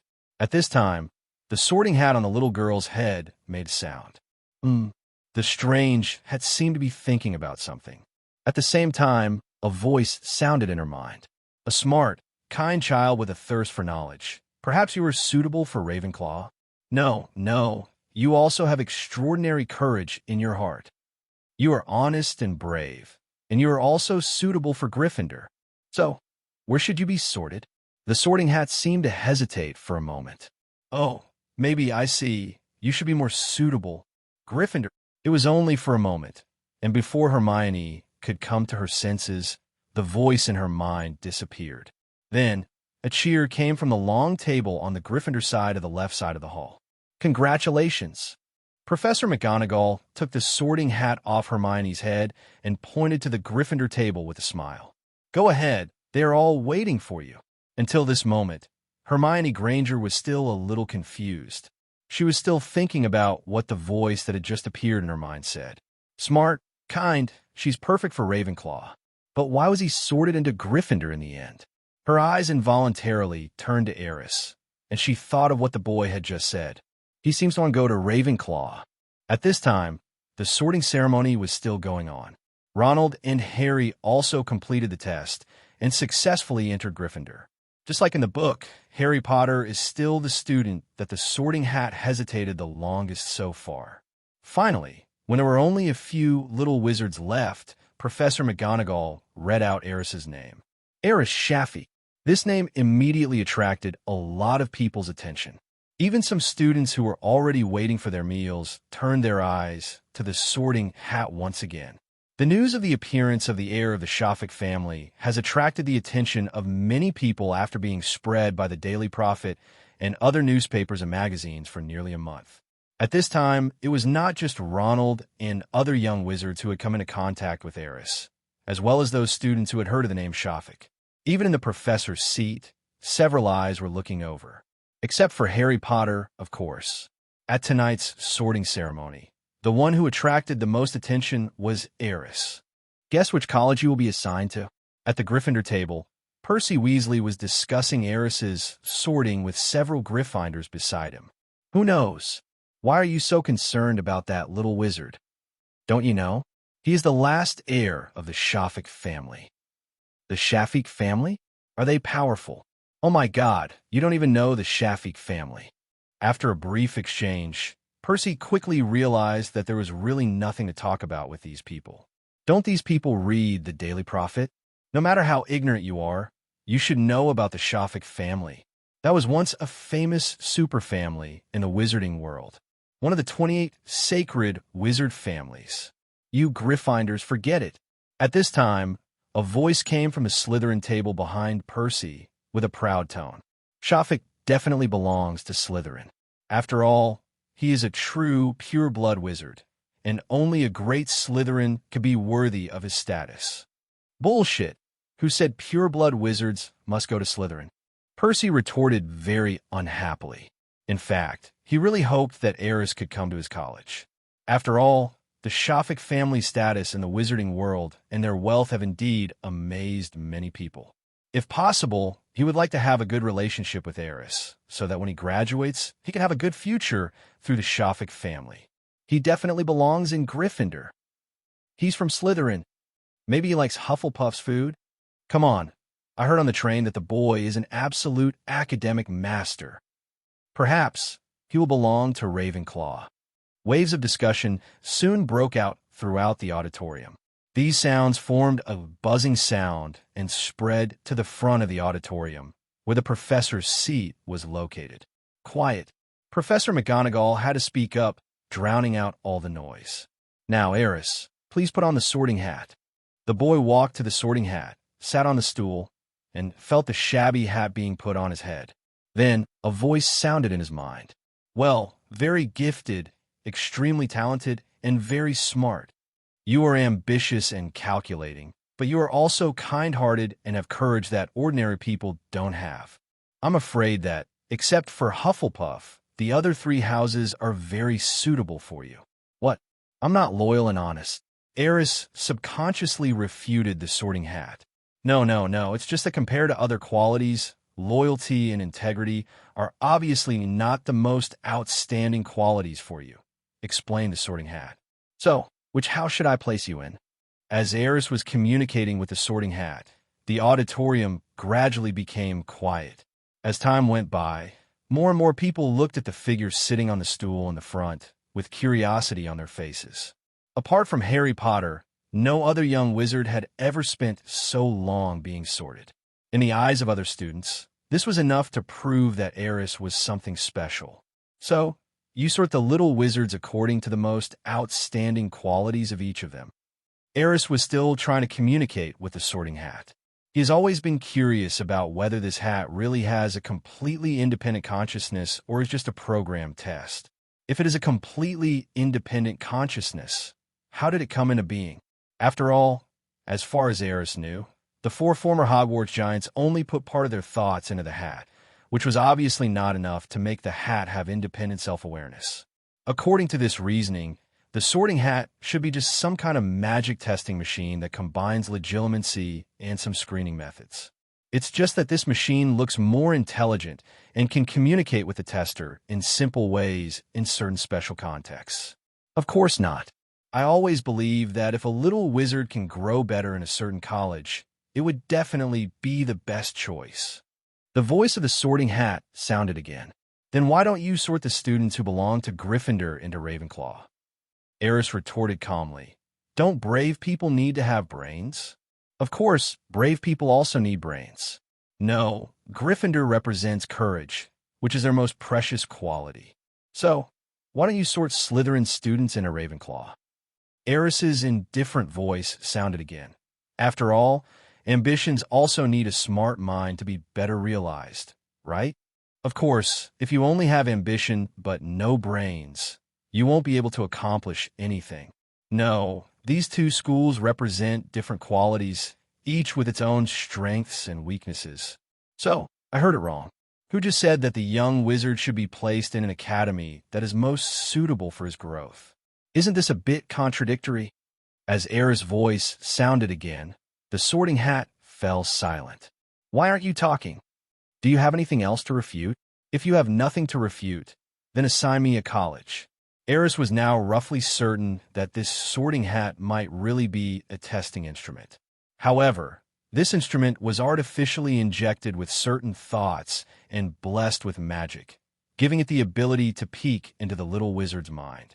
Therefore, we can see the different reactions and superficial thinking shown in the little wizard's minds when they were sorted. The Sorting Hat can roughly analyze the personality of the young wizard and assign him to a suitable house. To put it bluntly, it's like some kind of psychological questionnaire. By answering certain fixed questions, many people can be roughly divided into several categories. However, the Sorting Hat has changed the process from requiring the test subject to actively select the topic to a process in which the hat automatically selects the test subject. Perhaps this way of dividing the houses sometimes leads to errors. But what complicated thoughts could a group of 11-year-old wizards have? With the ability of the Sorting Hat, it is enough to roughly distinguish them and complete the sorting through superficial thinking. But after meeting Aris, everything is different. At this point, because of Aris' deliberate guidance, it can be clearly seen that the Sorting Hat is already having a hard time screening. At this time, if the little wizard being tested does not make his own choice, the test will most likely continue to be delayed. Okay, let me go to Ravenclaw. In the end, Aris had a helpless thought. The conversation with the Sorting Hat just now was actually just a collision of thoughts in his mind. Aris simply used some method of concentrating his will to express his thoughts clearly so that they could be obtained by the Sorting Hat. At this time, after realizing Aris' final thoughts, the Sorting Hat indeed made the final choice at the right time. Of course, if you're sure, then Ravenclaw. When the Sorting Hat's voice sounded, the whole hall fell silent. Then, loud cheers rang out from the Ravenclaw table. We actually got Shafik. This is incredible. Woohoo, long live Ravenclaw. On the other side, everyone at the Slytherin and Gryffindor tables was stunned by the situation. They couldn't understand why Aris chose Ravenclaw. As a member of the sacred 28 pure-blood families, you didn't choose to enter Slytherin? This is incredible. The Sorting Hat took so long to make its choice. He must have had a chance to come up with his own idea. Has Ravenclaw ever produced any particularly famous people? I can't seem to remember them at the moment. Professor Flitwick is from Ravenclaw. Why don't you talk to him about this? As discussions arose, the entire auditorium fell into a buzz again. After Aris sat down at the Ravenclaw table, his eyes naturally turned to the professor's seat. Several people were looking at him. Professor McGonagall's expression was somewhat complicated, and there was a hint of indescribable uneasiness in his eyes. Aris didn't know what she was worried about. At this moment, he suddenly remembered that the question he had asked Professor McGonagall about the nature of magic had not yet been answered. It's been a month. She should have the answer, right? Thinking about it, Aris made a decision immediately. Before the dinner ends, I must find an opportunity to ask Professor McGonagall another question. When Aris looked at the seat to the right of Professor McGonagall, which was the most central position of the entire professorial chair, an old wizard with long silver hair and beard was sitting there. He wore half-moon spectacles above his blue eyes, the lenses sparkling brightly under the light. There was always an expression of being in control on his face, and the look when he looked at people had a power that could penetrate people's hearts. The moment he saw the old man, a name flashed through Aris' mind. Albus Dumbledore. As if he noticed the boy's gaze, The old wizard gently raised the wine glass in his hand towards the boy like a kind grandfather and smiled. At this moment, Aerys' heart couldn't help but skip a beat, because when Dumbledore looked at her, Aerys really felt a chill all over his body, as if everything was seen through and there were no secrets left. "It's legitimacy," Aerys murmured softly, a thoughtful look in his eyes. "It seems that it is necessary to extend the time of practicing brain occlumency." He didn't want to have no secrets in front of Dumbledore in the future. Although there are some tricks that can temporarily interfere with the effect of telepathy, such as keeping the mind highly concentrated and thinking about the information you want the other person to know. In that way, the other party will naturally not be able to accurately detect more information about you. But that's just the most basic way to fight legitimacy, and it's limited in effectiveness. If you really want to fight legitimacy, you must become a truly powerful occlumency master. During this month, Aris has been studying the art of brain occlusion, but that ability cannot be acquired overnight. It requires constant practice, and Aris is unwilling to let others explore the secrets in his mind. Therefore, his brain occlumency technique has not made much progress. Dumbledore's ability to perform legitimacy anytime and anywhere with just a glance is really too buggy. This forced Aris to devote more energy to the research of legitimacy. Finally, Aris also felt a strange gaze from the professor's seat. That gaze belonged to Professor Quirrell. For some reason, Aris always had a weird feeling every time he saw Quirrell's eyes. It is a kind of unreasonable malice, an instinct. Aris could feel that Quirrell must be thinking about doing something bad at this moment. Moreover, this bad thing might be directed at myself. Could this be a manifestation of the ability of the prophetic talent? Aris looked thoughtfully at the professor, who seemed a little timid, and finally shook his head slightly. Whether it was Quirrell or Voldemort, with their current strength, they were not a big threat to Aris. And he believes that in the next few months, the gap will only get smaller and smaller. Next, we will hand over the time to Headmaster Dumbledore. After that, basically no one paid attention to the branches of the remaining few young wizards. Everyone was talking about Aris or Harry Potter, until Professor McGonagall returned to the professor's seat and tapped his glass gently. The clear voice seemed to be cast by magic, spreading clearly throughout the auditorium. Then Dumbledore stood up and cleared his throat. His deep, old voice resounded throughout the hall. "Now, what I want to say is idiot, crybaby, scum, screw it." As the silver-haired old wizard's voice fell, the entire auditorium suddenly burst into warm cheers. At the same time, food appeared on the 4 long tables in an instant. The rich fragrance quickly spread throughout the auditorium. The dinner party is now officially starting. The little wizards, who were already starving, naturally didn't show any courtesy and started eating to their heart's content. At the Gryffindor table, Hermione looked at Aerys back not far away with some annoyance, frowning slightly. At this moment, she was still wondering why the Sorting Hat didn't sort her into Ravenclaw as well. The little girl was upset that when she was just assigned to the school, maybe if she had been more determined, maybe I will be assigned to Ravenclaw. In that case, he would at least know exactly how far Aerys has grown, and he could also communicate with him more about his study problems in normal times. But now, he looked at Ronald and Harry, who were already eating with their mouths full of oil, and just felt tired. These two funny guys look so silly. They are so inferior to Aerys. If this continues, the gap between her and Aerys will only grow wider. That was something she would never allow to happen. On the other side, Aerys, who had just eaten something, turned to look at a little Asian, whom he had just met. "Xiao Zhang, can I ask you a question?" The pretty little witch with a slightly red face quickly swallowed the food in her mouth, then nodded and said, "Of course." "Well, I was wondering." Aerys glanced at Professor McGonagall and said hesitantly, "If I go to ask Professor McGonagall some questions now, will she think I'm being rude?" "Ah." The little Asian, which was stunned for a moment. Then she said with a smile, "Of course not. As long as there is nothing particularly urgent, professors are usually happy to answer student questions." "Then I feel relieved." Aerys nodded with a smile. Then he stood up and walked towards the professor's seat. "Wait, What do you want to know? Maybe I can tell you. Zhang looked at Aris' handsome face and long silver hair, and subconsciously called the boy again. Well, excuse me, Professor McGonagall said this question is a bit difficult, and it's not something we should study at our age, so I think it's highly likely that you don't know the answer. But I promise, if I get the answer from Professor McGonagall, I'll tell you. Just as Aris turned around, Zhang's voice came again from behind. Wait, what do you want to know? Maybe I can tell you. Looking at Aris' handsome and delicate face and his long silver hair, Zhang subconsciously called the boy again for some reason. After all, I've studied at Hogwarts for 2 years.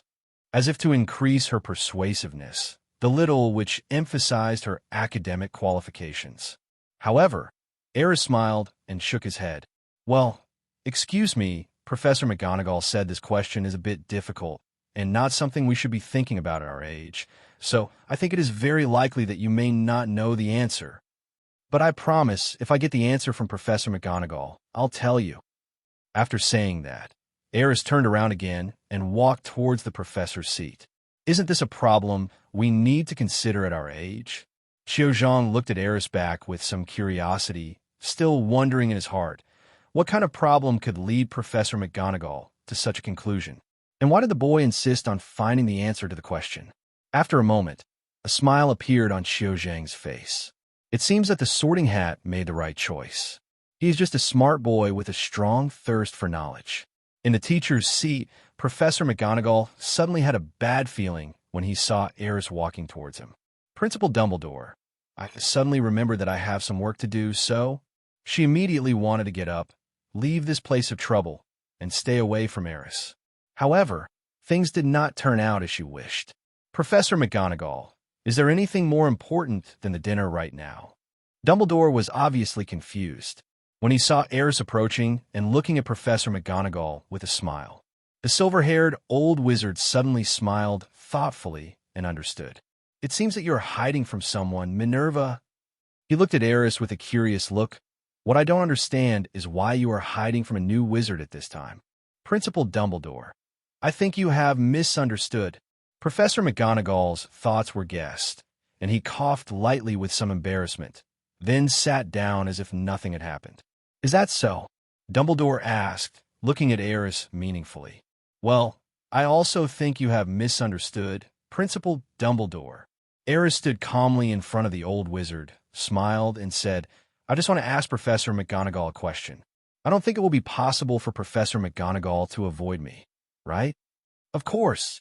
Professor McGonagall coughed again and raised his voice slightly. Aris, just ask any questions you have.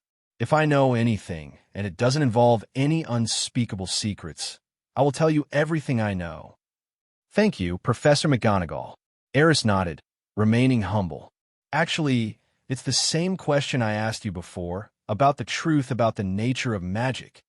Professor, you told me in the Hall of the Lovegood family a month ago that you would explain the answer to this question to me in detail when I arrived at Hogwarts, so I think now is the time, right? The nature of magic? Dumbledore looked at Professor McGonagall with a look of surprise behind his half-moon glasses, as if he had not expected Aris to raise such a question. That's right. It's about the nature of magic. Aris looked at the silver-haired old wizard seriously. I'm wondering, although magic is a gift that wizards are born with, what kind of power is it? Is it like the chemical and physical formulas in the Muggle world, with some kind of rules? If we can clarify these issues, perhaps the entire wizarding world will benefit from it. As long as we can figure this out, creating spells might become easier.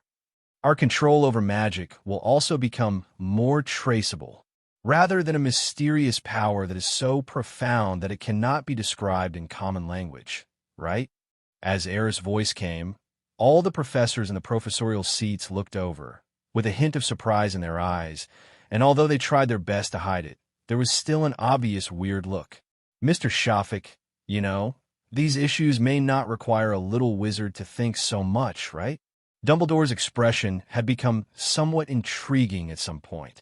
He looked at Aerys seriously, his eyes emitting a strange light behind the shining half-moon glasses. Of course, I know that even adult wizards may not know the basics of these issues. Aerys remained calm, but his voice became louder and louder, and his tone became more and more firm. But this is the problem. The wizarding world has been hidden from the world for too long, so long that many things have become out of touch with this world. He looked at Professor McGonagall seriously. To be precise, these words were actually spoken to Dumbledore. After receiving the admission letter from Hogwarts and knowing that I was a wizard, I immediately looked up the history of the entire wizarding world, including the 2 dark battles that almost exposed this hidden world to the public. Perhaps some of you have already seen how far the technology in the Muggle world has developed. Such changes can almost be described as a different world every day, which is not an exaggeration at all. Why has the Muggle world changed so drastically? That's because they have been trying to understand the truth of this world and explore the microscopic world that is invisible to the naked eye and even more mysterious than the magic world. They classified all known substances and summarized the changes caused by the interactions between different substances. One chemical phenomenon after another and physical phenomenon after another were analyzed and even used by Muggles. They are changing the form of civilization after the emergence of ancient humans. That is a completely new form of technological civilization with infinite possibilities. If they can do it, then why can't we study, explore, and analyze the deepest principles of magic and find the root essence of this power? Why can't we? I don't know since when the entire auditorium has fallen into silence. At this moment, all the little wizard's eyes were fixed on the boy who was standing straight and talking under the professor's seat. His voice echoed in the auditorium. That voice seemed to carry an unspeakable power that made the little wizards tremble in their hearts. Not just little wizards. Even the teachers in the professorial seats were filled with shock at this moment. I always believe that young wizards are the backbone of the wizarding world. Those problems are not just the responsibility of adult wizards, but our responsibility. Aris clenched his fist affirmatively. Even if you were just a first-year student at Hogwarts, you should have the courage to explore those ultimate questions. In this way, the wizarding world will have the possibility of a brighter future. In fact, ever since Aris came into this world, he's been thinking about a question. How is he going to survive in this world? Should you develop in a low-key manner, stay in your own little corner until you are strong enough, and then come out? Or should you follow the protagonists and use your familiarity with the plot to get free food, drinks, and fame? Or is it to show his talent to the world and announce his arrival in a higher posture? It wasn't until the moment the system appeared that he finally made a decision. It is impossible to develop in a low-key manner. Because of his identity as Shafik, it is impossible for him not to attract attention. Follow the protagonists to follow the plot? That's not what he wants. After eliminating those, there's only one last option left. This world is very cruel, but that is for those who have average talent, no background, and no one to rely on. But he, Aris Shafik, doesn't have that kind of trouble. After integrating Merlin's talent card, he possessed the most outstanding magical talent in the world. As the last heir of the Shafik family, he doesn't have to worry about obtaining resources. As a time traveler, he is even familiar with the direction of all major events in this world, as well as the personality traits of most important characters. With these advantages, why should he be timid and put himself in a difficult position? It's okay, Professor McGonagall. If you still can't answer this question, I can give you some more time. In the deathly silent auditorium, Aerys' voice rang out again. Waves of gasps of air suddenly came from all directions. All the Hogwarts students in the hall were stunned, and the expressions on their faces were even more interesting than when they were constipated. And this is exactly the effect Aerys wants. This is how he announces his coming to the world. Aerys, Professor McGonagall had a complicated expression. Embarrassment, trepidation, but mostly panic. Because what the boy just said was so shocking. That was not only a subversion of the existing order of the wizarding world, but also a challenge to professors like them. Those words may seem long, but in the final analysis, they actually mean the same thing. The teaching method at Hogwarts is so old-fashioned. It's time to make some changes. The wizarding world is so backward. It is also time for the new generation of backbone, that is, Aerys generation, to make some changes. As for the question of the nature of magic, in the eyes of professors like McGonagall and even Dumbledore, it may just be an excuse. What on earth does this guy want to do? Professor Dumbledore?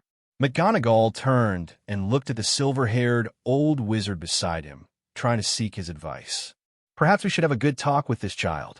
Dumbledore's expression had become somewhat serious, because, in Aris, he seemed to see the shadow of a good friend from the past when he was a teenager. And that man was still imprisoned in the high tower of Nurmengard. His name was Grindelwald. The point is, Dumbledore imprisoned him personally. Dumbledore greeted McGonagall and said, "You will host the rest of the dinner." As he spoke, the silver-haired old wizard stood up and nodded to the other professors. "If you have any questions, you could talk to me later. Now, I want to talk to this kid. Sorry." As he spoke, he seemed to suddenly remember something and turn around to give McGonagall some instructions. "Remember, Mr. Filch has something to remind the students. Of course, there are also those school bands, which you need to announce to the first-year students this year." As he spoke, Dumbledore waved to Aris. "Come on, kid, come sit in my office. There are a lot of snacks there. I'm sure there's something you like." With pleasure, Headmaster Dumbledore. Aris smiled and nodded. Then, he looked at Professor McGonagall and reminded him, "Professor, I think I may have to trouble you until I get the answer. Why do you still care about the damn answer?" Professor McGonagall wanted to swear. Of course, that concerns the future of the entire wizarding world. Aris replied as a matter of course. "Merlin's stinky socks. I must be crazy to have promised to give you the answer you wanted, and such an outrageous answer." When Aris followed Dumbledore away, Professor McGonagall finally couldn't help it anymore and cursed softly. "Minerva, did you really promise that child a month ago that you would teach him the true nature of magic?" A voice suddenly came from the side, and Professor Flitwick looked at McGonagall strangely, with a hint of disbelief in his tone. "I had no choice but to do that. I couldn't give that boy the impression that all the professors at Hogwarts were idiots when we first met, right?" Professor McGonagall said unhappily, who knew he would remember this for so long. "He is indeed a unique child." On the other side, Professor Sprout, the Dean of Hufflepuff, also said silently. Afterwards, the entire teaching staff started a discussion around Aris. Even Professors Snape and Quirrell, who had been silent, asked a few questions seemingly intentionally or unintentionally. Not to mention the students from the 4 major colleges in the auditorium. The auditorium, which was previously as silent as death, suddenly became like a boiling pot of fire after Aris left. Students from every college were discussing and speculating intensely, and seemed to be expecting something. It's unbelievable that he dared to talk back to the professor. The most outrageous thing is that he is a freshman. He said that we are the future of the wizarding world. I don't know why, but I suddenly felt my blood boiling when I heard this. Shafik is right. Why can't a little wizard think about the ultimate questions about magic? Are we missing a brain? I will probably always remember this year's unique admissions dinner, and the freshman named Aris Shafik. Don't you realize one thing? If what Aris said about Muggle technology is true, it's too scary. That's bullshit. That guy is just exaggerating. I don't know where he heard those stories from. He's talking nonsense here. That's right. A freshman who just entered school dared to say such inflammatory words in the hall of the dinner party. He is not afraid of being expelled from the school. Many of the students were excited by what Aris said, but of course there were also some who remained rational or some who were jealous and disdainful. In short, whether it is a good impression or a bad impression, Aris is remembered by all the students. I'm afraid it's the kind that I can't forget even if I want to. Cockroach pile. As Dumbledore softly shouted a command, the statue at the door of the headmaster's office slowly turned, revealing the door inside. The silver-haired old wizard seemed to not care at all that the secret order of his office was heard by Aris behind him. Or maybe he wanted Aris to know it on purpose. This way, next time he looks for Aris, he won't have to repeat the secret order. "What would you like to drink? Black tea or sour soda? I happen to have some here." Dumbledore took off his hat, put it on the hanger, and then asked Aris kindly, Thank you, Professor. Tea will be fine. Aris smiled and nodded. You don't look scared at all? Dumbledore waved his wand and brewed tea while looking at the boy in front of him with interest. Finally, he was sure that there was no fear or panic in the boy's eyes. This is not easy for an 11-year-old boy. In particular, the boy had just made a mistake that seemed very serious in the eyes of ordinary people. I don't understand, Professor. Why should you be afraid? Aris looked at Dumbledore innocently, with clear eyes, and perhaps even deliberately revealed a little stupidity. Stop pretending. You little guy actually have a talent for acting. Dumbledore saw through Aris' disguise easily and exposed him on the spot. Tell me, why do you say that the study of the nature of magic is related to the future of the entire wizarding world? What are your real thoughts on this matter? Dumbledore looked at the boy thoughtfully and asked seemingly casually, Professor, I think you can see it more clearly than me. At this time, Aris was too lazy to pretend. With Dumbledore's ability, if he really wanted to invade his brain, it would probably only take a moment. Now, the fact that he was willing to sit down and listen to him already meant that in some concepts, this silver-haired old wizard was the same as him, and at least there was a possibility of harmonious communication between them. I don't understand. You obviously have better ways to express your opinions. Or, making such a big fuss at the admissions dinner on the first day of school doesn't seem like something a smart kid would do. Dumbledore spoke again, still with a hint of casualness in his tone. Professor, but this is the most effective way, isn't it? Aris took the tea handed to her by Dumbledore and took a sip. The taste is pretty good, perhaps because a little brown sugar is added to it. Before drinking this cup of tea, Aris had never thought that brown sugar could be added to black tea. So, your ultimate goal is to make all the teachers and students in the school know you. And then what? Dumbledore's tone suddenly became a little strange and a little tentative. Professor, I think you misunderstood. Aris' voice became sincere. I have never thought about forming cliques, nor have I thought about subverting the school's teaching methods. I have not even thought about being in the limelight. The only reason I did all this was to get an answer to what the nature of magic is, and Professor McGonagall once promised me that he would give me this answer. Aris, Dumbledore's voice suddenly became serious. I think you can speak freely here. Why don't you continue to talk about your views on Muggles? Also, how did you get to know them so well? In fact, even if I hadn't done some homework, I might not understand the terms you said, such as chemistry and physics. These should be the names of some professional subjects of Muggles, right? Hearing this, Aris did not speak immediately. He was silent for a while, then looked at Dumbledore in a slightly inquiring manner and said, Professor, forgive me for being so offensive, but I really want to know, have you really understood chemistry, physics, and other subjects where Muggles explain the laws of nature? To be honest, I did understand it. Dumbledore was silent for a moment, and then nodded affirmatively.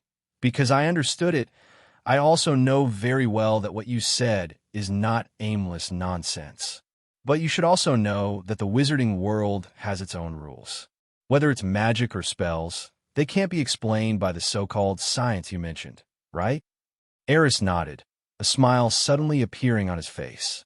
Indeed, existing science has no way to explain the wonders of magic and the principles of spells. His expression became more serious, even with a persistent desire. So, we have to study and explore more, right? Professor, have you ever thought that if one day we can truly understand the nature of magic and find out the principles of spell casting in a scientific way, then does that mean we can fully control magic? I'm not just talking about the wizards casting spells to achieve magical effects like in the current wizarding world. What I mean is if there really comes a day like that, perhaps we can develop magic into a greater civilization. Everything that science can do should be easier to do through magic, but in fact, this is not the case. Muggles have invented a means of transportation that can fly through the sky through technological research. They invented a communication tool that allows people to have conversations thousands of miles away. They also invented supercomputers that can store data, connect data, and even automatically generate data. As the times continue to develop, The power of science and technology will inevitably explode at a blowout rate. Perhaps it won't be long before it completely leaves magic far behind. Then maybe it will be the turn of wizards to marvel at the wonders of Muggle technology. We will find that technology can do the same things that magic can do. Moreover, it can be done in a more convenient and simpler way. And in fact, Professor Dumbledore, you have seen the current state of the wizarding world. Backward, decadent, and without a trace of vitality. How long do you think such a wizarding world can hide in the Muggle world? 10 years? 20 years? Or 100 years? It's better to blend in than to hide. This is what I think of the wizarding world now. Neither annihilation nor plunder. It's not a meaningless lingering. It's about truly integrating into that world in a more appropriate way. Aris rested his hands on the wooden desk that was almost up to his chest and looked at Dumbledore seriously. The two of them stared at each other for probably more than a minute. I think what you said is worth my careful consideration. Finally, Dumbledore gently adjusted the half-moon glasses on his nose, looked away, then stood up and slowly paced behind the desk. Professor! Aris sat down again and took another sip of black tea. We still have plenty of time to discuss this, don't we? Dumbledore stopped and looked at the boy again. Yes, perhaps today's conversation can end here. If you want to go back to the dormitory to see your roommates, you can leave now. There's one more thing, Professor. Aris thought for a moment, and a smile appeared on his face again. Oh, Dumbledore looked at Aris meaningfully through his glasses. You say, if possible, Professor, can you give me an authorization? I heard that the school library has a large banned books section. There may be some books in it that are worth reading. Aris said frankly. Aris. Dumbledore's expression became strange again. You know, some books are not suitable for a freshman to read, especially those in the restricted section. There's a reason why they are in the restricted section. For example, a potion book that introduces how to make polyjuice potion. Aris looked at the silver-haired old wizard in front of him with a smile, and said with a hint of ridicule, you know, that kind of book could be bought at Flourish and Blots. Dumbledore clearly heard the dissatisfaction in the boy's tone, and the corners of his mouth twitched slightly. He really couldn't understand why Aris knew that there was a potion book containing polyjuice potion in the restricted section. By the way, what was the name of that book? It seemed to be Powerful Potion. Okay, I think it's almost time to rest. It's very rude to disturb an old man's sleep. The old wizard rubbed his temples as if he had a headache. Then about the authorization. Aris didn't want to give up yet. He had been looking forward to the books in the restricted area of Hogwarts for a long time. Let's talk about this later. If you can get excellent grades in all your courses and gain the recognition of the professors, I will seriously consider this matter. As for now, don't even think about it. After saying this, Dumbledore waved his hand gently. Aris just felt as if his body was weightless and floated directly to the door of the principal's office. Please close the door for me. Thank you. Aris, looking at Dumbledore's determined expression, he could only shake his head helplessly. Then he walked out of the principal's office. It seems that I was a little too hasty. This great white wizard might need some time to digest what was said today. But it doesn't matter. He still has plenty of time. Aris, who had just walked out of the principal's office, stretched and walked away leisurely. 2 minutes later, another figure appeared at the door of the principal's office. Professor McGonagall glanced in the direction Aris left, hesitated for a moment, and finally shouted the statue's secret command, then walked into the principal's office with a mixed feeling. Minerva, if I remember correctly, you should be inspecting the little wizard's rooms at this time. Why, did something happen? Dumbledore's voice came from inside, and it seemed to have a hint of fatigue. Professor Dumbledore, you don't look well. McGonagall was acutely aware that Dumbledore's brow was slightly furrowed at the moment. Nothing, I just talked to that little guy and was thinking about something, recalling Aerys' calmness after arriving at the principal's office, and those words that would definitely cause chaos if they were spread outside. The old principal suddenly felt his headache getting worse. It seems that among this year's young wizards, Mr. Potter is not the one that you, the headmaster, are most worried about. Professor McGonagall seemed to have thought of something, pursed his lips slightly, and said with a slightly distressed tone, "Or have we all been educated by a young wizard who has just entered school? Minerva." Dumbledore looked at McGonagall helplessly and suddenly changed the subject. "I'm more curious about how you are going to explain the nature of magic to that little guy. He has been waiting for your answer." "Professor, let's stop teasing each other." McGonagall smiled bitterly, and his expression became even more helpless. "I came here to ask you for advice. I thought that with your research on magic, you might be able to give me some advice so that I can put an end to this matter. Otherwise, he might really keep pestering me." "I'm sorry, I can't help you." Dumbledore shook his head helplessly. Even the oldest scholar in the wizarding world and the most experienced spell inventor may not be able to give you a clear answer to this question. I suggest that maybe you can take some time to pick up the book again and study it carefully. But I'm afraid I can't split myself to take care of school matters. Professor McGonagall frowned slightly. "You will always find a balance in time. I believe in you, Minerva." Seeing that Dumbledore's words were becoming more and more perfunctory, Professor McGonagall knew that it would be pointless to continue asking. She pursed her lips and finally nodded. "Maybe I should really stay in the library for a while." After saying that, McGonagall looked at Dumbledore again. Seeing that he didn't respond at all, she had no choice but to leave the principal's office. At this time, Dumbledore had not yet realized what it would mean to Hogwarts when Professor McGonagall devoted himself to his research. Of course, at this moment, he probably didn't have the energy to think about those things, because what Aris said gave him too many surprises. It also reminded him of some not-so-good memories. After Professor McGonagall left, he took out a letter from the drawer of his desk. The letter looked like it had been turned several times, but Dumbledore still opened the envelope again and read it carefully. There were actually only a few simple characters on it. "Time is a wonderful thing."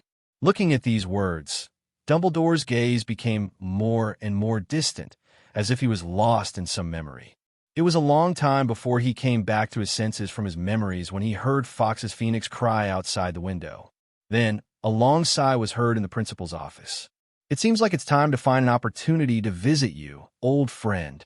With the lights in the castle dim, Aris passed through several buildings and finally arrived at the West Tower where the Ravenclaw lounge was located. It was thanks to the portraits that guided the way along the way. Otherwise, he might have spent more time. When he walked up the spiral staircase to the top floor, he saw an eagle-shaped bronze door knocker. Only by exploring endless knowledge, mastering its mysteries, and transcending ordinary insights can you find this place. When Aris walked to the bronze door knocker, a voice came from inside the knocker, carrying a mysterious feeling. "Excuse me, where's the place the riddle refers to?" He already knew that in order to enter the Ravenclaw lounge, he had to answer the riddle given by the bronze door knocker, which was also the only way to enter the lounge. Aris frowned slightly, not because he thought the riddle was too difficult, but because he didn't expect it to be surprisingly simple. Wouldn't the answer be Ravenclaw Common Room? Yes, the answer is correct. As the knocker rang again, the door to the Ravenclaw lounge slowly opened in front of Aris. "It's really not challenging." Aris smiled and shook his head. "Although most of the riddles given by the door knocker are reasonable and the door will basically open. But today's riddle is too random. The access control of Ravenclaw is still not strict enough. It seems that I need to find an opportunity to have a good chat with door knocker and see if I can give some math problems to the little wizards of Ravenclaw. This is the symbol of respect for Ravenclaw's wisdom." As soon as I walked into the lounge, I suddenly heard cheers from inside.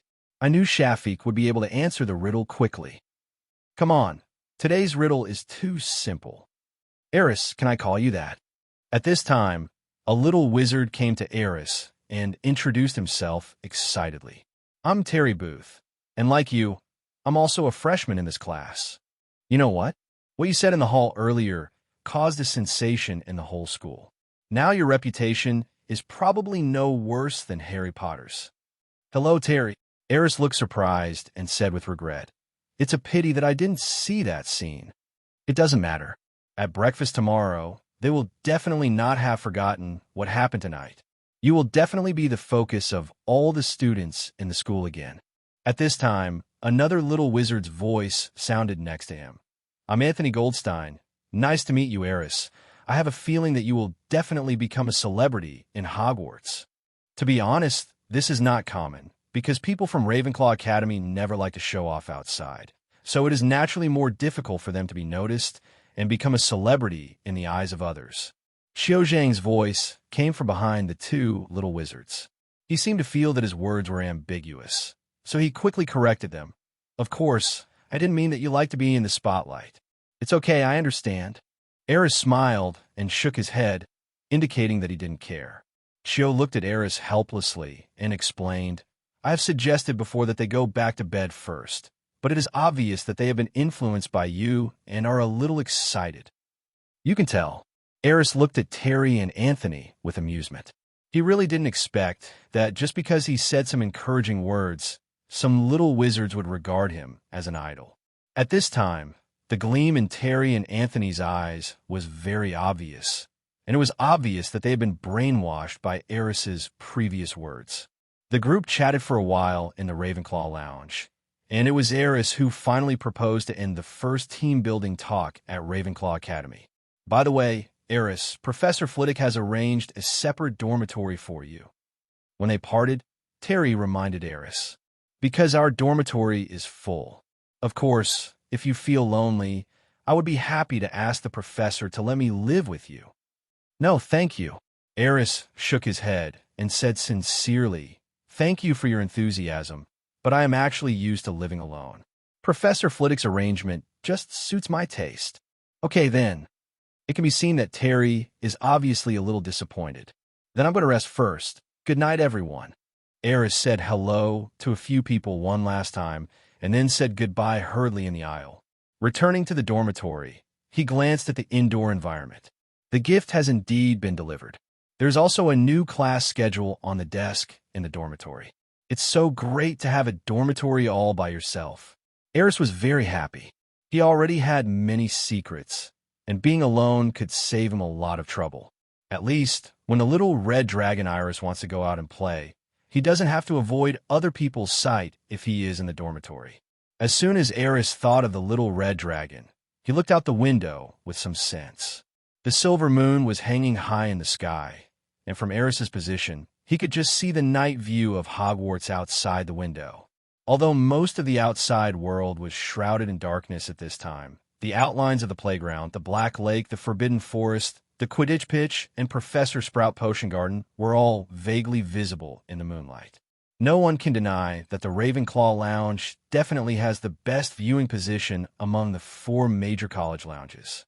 However, Aris's attention was not on the night view of Hogwarts at this time. Instead, he looked up at the distant sky with a smile on his face. Under the silver moon, there was nothing unusual in the night sky. But just a moment later, Aris heard a dragon roar that only he could hear. That was the dragon roar that belonged to Aris alone, and it was transmitted to Aris' ears through some kind of magical telepathy. He quickly opened the window of the dormitory. The next second, the sound of strong wind breaking through the air was heard. "You're finally back, Elise." Aris reached out and hugged the small figure that rushed into the house. After a month of growth, Aris was no longer the same size as she was a month ago. The huge impact force almost pushed Aris to the ground. But fortunately, the boy was prepared. He quickly adjusted his center of gravity and fell on the bed with the little red dragon. "Wow!" The little red dragon made a familiar baby voice and jumped around in front of Aris, as if asking for credit. "Okay, I know, Elise is the best." Aris, who possesses the talent of nature's language, has long been able to communicate with the little red dragon without any obstacles. It can even sense her slightest emotional fluctuations. At this moment, listening to the little red dragon constantly telling me about the happy times she and Luna spent, I imagine that scene. The corner of the boy's mouth unconsciously raised another arc. "Thank you for your hard work. You can go back and spend more time with Luna in the future." Aris gently stroked the little red dragon's head and sighed softly. "She is too lonely at home alone." "Wow." Aris nodded very humanely. "Okay, go back and rest first. I'll let you out to play tomorrow." After calling Iris back to the pet space, Aris picked up the letter that the little red dragon had just brought back. Before he even opened it, he seemed to have seen the little girl leaning over the table, writing a letter to him very seriously. A smile appeared on Aris's face again. Then, he lay on the bed and read the letter in the moonlight. The next day, early morning, Aris just opened his eyes when the first ray of sunlight hit the windowsill. He slept soundly last night, partly because Hogwarts was much safer than the outside world. On the other hand, he had already sorted out his next plans last night. The first thing, of course, was to build the laboratory in Hogwarts as quickly as possible, and the best location was naturally the Room of Requirement. Then there's the magic circle recorded in Merlin's manual, and the research progress also needs to be accelerated. That mysterious and wonderful formation contains powerful and highly malleable abilities, and will definitely help Aris achieve many things that the current wizarding world cannot do in the future. For example, the storage of spells. Then it was time for study life at Hogwarts, and Aris also made some plans. With his current knowledge, there is no need for him to continue taking ordinary first-year courses. This was also the reason why he wanted to get authorization from Dumbledore to enter the restricted area of a library as soon as he entered school. But this also requires an opportunity, because the professors will not let him skip classes easily. Aris, get up or you'll be late. Terry's voice was heard outside the door. After knocking on the door a few times, he heard no movement from inside the house, so he left in a hurry. It seemed that he was in a hurry to go to the auditorium for breakfast. For first-year students, they really need to reserve enough time for the first day of class because the stairs in the corridor often change, and it is easy to get lost if you're not careful. Aris remembered that little Harry and Ronald seemed to be late for the first day of class for this reason. But Aris has no such worries.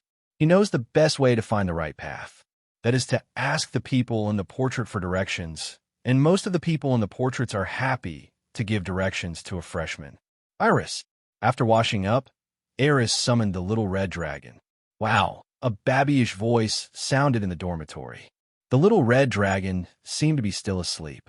After being summoned, it staggered 2 steps on the bed and finally jumped lightly into Aris' arms. I have to go to class soon, so I may not be able to let you out this morning, Aris explained, patting the little red dragon's head. So, you can choose to stay in the pet space now, or you can go out and play for a while, and then find a chance to come back to see me at noon.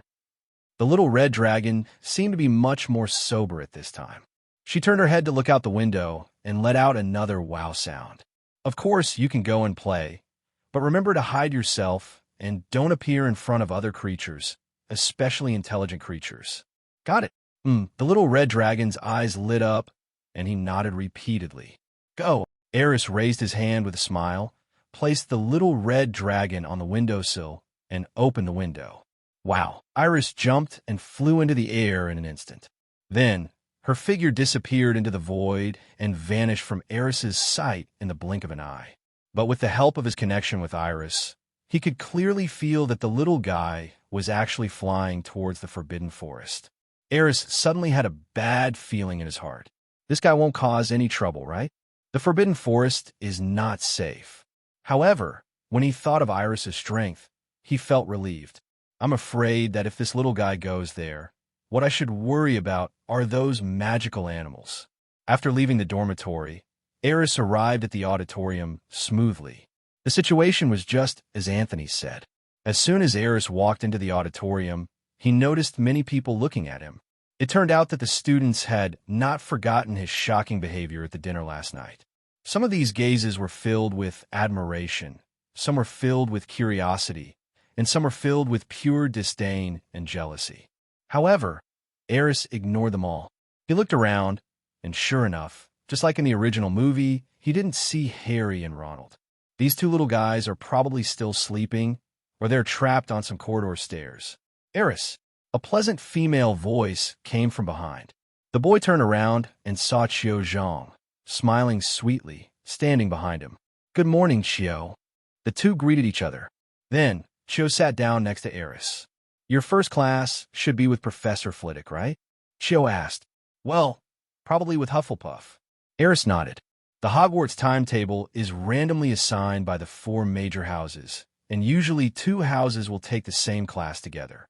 The 2 schools where students attend classes every day are completely random and will be announced on the timetable the day before.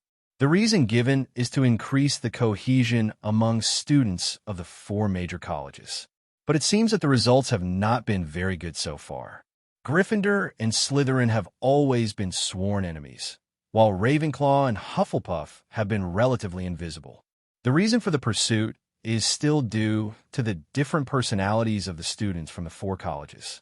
Professor Flitwick has a good personality and is very patient. You don't have to worry. Afterwards, Cho kindly told Aris about the personalities of several professors in the school and what to pay attention to when dealing with them. Although Aris probably already knew all of this, he still patiently listened to the enthusiastic senior student finish her talk. After all, they mean well. After finishing breakfast in the Great Hall, Aris went straight to the Charms classroom. Aris here. As soon as he entered the classroom, Terry and Anthony waved to him. Good morning. Aris greeted them with a smile, then sat down next to them. Since he was taking classes with Hufflepuff, to be honest, Aris was a little uninterested, because we won't see the little wizards of Gryffindor and Slytherin confronting each other in the extra classroom Easter eggs. I heard that Professor Flitwick is very tolerant of students in our college. I'm so lucky that my first class is with him. Terry had a smile on his face and said with some expectation, So, if we don't perform well in this class, the professor shouldn't do anything to us, right? Maybe. Anthony's voice also sounded at the side at the right time. But I'm sure that no little wizard can fully unleash the spell as soon as he is exposed to it. So, maybe the professor is used to it. This is the first class after all, isn't it? Compared to Terry, Anthony is much more optimistic. Aris listened to the conversation between the two and had a smile on his face. He nodded from time to time to show that he agreed with their views. While chatting, neither of them noticed that a short figure had appeared on the podium. Be quiet. Professor Flitwick waved his wand lightly, and the whole person magically floated up. You may all know me. My name is Phileas Flitwick. You can call me Professor Flitwick. I will be in charge of the Charms classes for all first-year students. Next, your first spells class of this semester is about to begin. Please open your books. As Flitwick's voice sounded, the sound of first-year students flipping through their books could be heard. Aris, on the other hand, looked at Professor Flitwick with a thoughtful look in his eyes. He did not forget that the system's 3 daily tasks for today have not been completed yet. The first spell you will learn is the Levitation spell. At the podium, Professor Flitwick tried hard to stand on a pile of books so that he could clearly see the students below. Everyone, please draw your wands. Remember, there are 2 very important points when casting a spell. One is the action, and the other is to recite the spell clearly. Of course, some spells require a strong intention to cast. The spell for the Levitation spell is Wingardium Leviosa. Like this, wave it, shake it, and chant the spell at the same time. As Professor Flitwick continued to explain, the little wizards below began to try it out impatiently and began to wave their wands one by one. There is a feather in front of each of you. I believe everyone has seen it. Next, try to make this feather float. The professor looked at the freshman below who had already taken action with satisfaction. His eyes kept moving among the crowd, while he kept emphasizing the key points of casting the spell. Hannah, you need to be more confident and pay attention to your hands. Terry, you need to say the spell clearly. This is very important. And you, Anthony, try waving your wand a little slower. I'm not asking you to hit people with it. Don't worry, everyone. I know this is difficult, but if you want to cast your first spell in your life, you will definitely have to go through some twists and turns. As the young wizards gradually found their way, Flitwick's speech became faster. Almost every freshman was named by him, until Terry's somewhat doubtful voice sounded. Professor, is this really that difficult? Also, are you sure you need to chant a spell to make the feather float? What? Flitwick turned around and was a little unresponsive for a moment. Look at Aris. He clearly didn't cast any spell, but the feathers still floated. Yes, I saw it too. Even his actions were perfunctory. Anthony's voice followed. The voices of the two people immediately attracted all the attention in the classroom. Aris awkwardly flipped through the books on the table and glanced helplessly at the two conspicuous bags beside him. He certainly didn't recite the spell just now, but his casting movements were still very standard. It was just that because the levitation spell was too easy for him, he subconsciously used silent casting. He had mastered this technique a week ago. Unexpectedly, what happened in just a moment was discovered by two conspicuous people around him, and they reported it to Professor Flitwick. Professor, actually Aris was about to say something to ease the weird atmosphere in the classroom, because at this moment, everyone was looking at him with surprise, and some people even began to doubt the professor.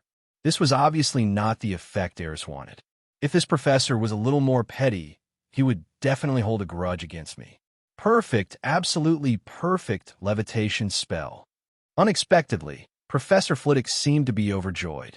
He looked at the falling leaves under Aris' control, with clear trajectories and feathers moving like dancing arms, and praised them generously.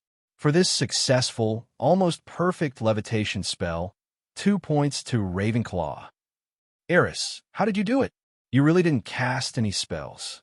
Soon, after the surprise, Professor Flitwick also reacted, looking at Aris with some surprise and asked, Professor, actually, Aris was still thinking about how to explain that a first-year student had already mastered the silent spell. Beside him, the voice of the conspicuous bow, Terry, came again. Professor, I'm pretty sure Aris didn't cast a spell. Yes, I can testify to that. Anthony, the little conspicuous guy, followed closely and assured. Well, I did use the technique of silent spells. Aris chose to give up resistance helplessly. Originally, he was thinking that maybe he should slowly show his talents, so that these professors would have time to adapt. But now it seems that this idea cannot be realized. But it's better this way. Maybe he can get the right to skip classes openly sooner. It really is a silent spell. Flitwick's eyes widened, and he looked at Aris as if he was looking at a treasure. Excuse me, Mr. Shafik, could you show me again? Of course. Now that he had made the decision, Aris no longer thought about holding back. He let the feather fall back onto the table, then cut off the supply of magic power. Then, he gently waved the wand and made a spell-casting motion. The next second, the feather floated up gently again, and just like before, it drew one perfect arc after another above the classroom. Finally, the feather landed accurately on Terry's head, making him look like he had just run out of a chicken coop. Well, it's just a small punishment for his love of being conspicuous. Genius. I have never seen such a talented genius. Professor Flitwick became excited when he saw Aris easily cast the silent levitation spell again. He walked quickly to the podium and jumped on top of the stacked books so that everyone could see him. Then, with an excited look on his face, he said, Student Aris did not recite the spell, but that does not mean that you do not need to recite the spell to cast it. It involves a more advanced technique. You can only try to learn this technique after you have completed the ordinary wizard exams. It is a silent spell. It's unbelievable. Aris gave me a big surprise. I have never seen such an outstanding student. Even Professor Dumbledore, who is recognized as the most outstanding genius in the history of Hogwarts, may not be able to do it at his age. Such an achievement is absolutely unprecedented. The young wizards looked at the excited Professor Flitwick in confusion, and then looked at Aris, who always had a polite smile on his face, and they didn't know how to react. In fact, Aris was a little embarrassed at this time. How could I not feel embarrassed? Being praised so generously by the professor in front of so many people. Some even say he is more powerful than Dumbledore. This tall hat is really too heavy. It felt like being in the school playground in the Muggle world, receiving the attention of all the teachers and students. There is also a loudspeaker next to it praising his great achievements. This is simply a social death scene. Professor, if you want to praise me, can't you wait until after class to praise me in my office? That way you wouldn't be so socially dead. After a while, the little wizards seemed to react, and their gazes at Aris became extremely hot. It looked like he was going to eat him alive. It's chilling. Aris, you are so awesome. Can you teach me how you did it? I know that he will definitely be a prominent figure in Hogwarts for the next 7 years. Merlin's beard, a talent stronger than the great headmaster Dumbledore. How is this possible? It's incredible. Professor Flitwick looked at Aris, who was surrounded by the crowd, and the excitement in his eyes gradually turned into a kind of determination. At this moment, he has secretly made up his mind. We must report this matter to the principal immediately and focus on training Aris from now on. Perhaps, in the future wizarding world, there will be a second Dumbledore, or even a more powerful figure. And such a character comes from Ravenclaw. Recalling what Aris said at the dinner yesterday, at this moment, an idea suddenly flashed through Flitwick's mind. Maybe this kid can really do it. Soon, the charms class ended with all the young wizards and professors very excited. Perhaps those little wizards were even more excited. Stimulated by Aris' outstanding performance, the young wizards worked very hard in class just to get a compliment from Professor Flitwick. As for Aris, the content of the class was too simple for him. So he spent almost the second half of the class reading forgotten ancient magic and spells, and Professor Flitwick obviously saw it too, but said nothing. Instead, when Terry was shouting because of some progress in the levitation spell, he signaled him to be quiet and not disturb Reese from reading. This scene made the little wizards both envious and jealous. Even though I was in class so hard and was reading extracurricular books openly, the professor still protected me so much. She is simply the role model they admire and yearn for the most. This is the end of today's class. You must practice well when you go back. I will check your progress in casting the levitation spell before the next class starts. When the get out of class was about to end, Liwei arranged homework. At the same time, the little wizards began to pack up their books with bitter faces. In this class, their levitation spells had little effect. The best one could do was just make the feather float up slightly and then fall down quickly. Aris realized at this moment that there were very few students like Hermione who could successfully cast a spell in the first class. Even the Ravenclaw Academy, known for its wisdom, couldn't finish it. This made Aris realize once again the importance of talent and enthusiasm for learning.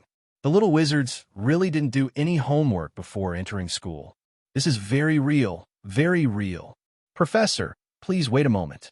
When most of the little wizards in the classroom had left and Professor Flitwick was about to return to his office, Aris stepped forward and called him.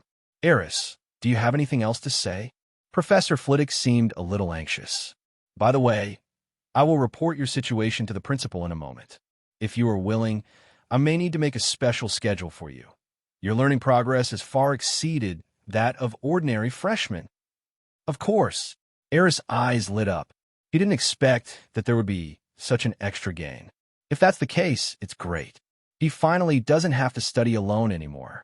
As early as 1 month before school started, during the self-study stage, Aris had already felt that there were many abstruse things in the magic knowledge, and even with super thinking, it was difficult to fully understand in a short time.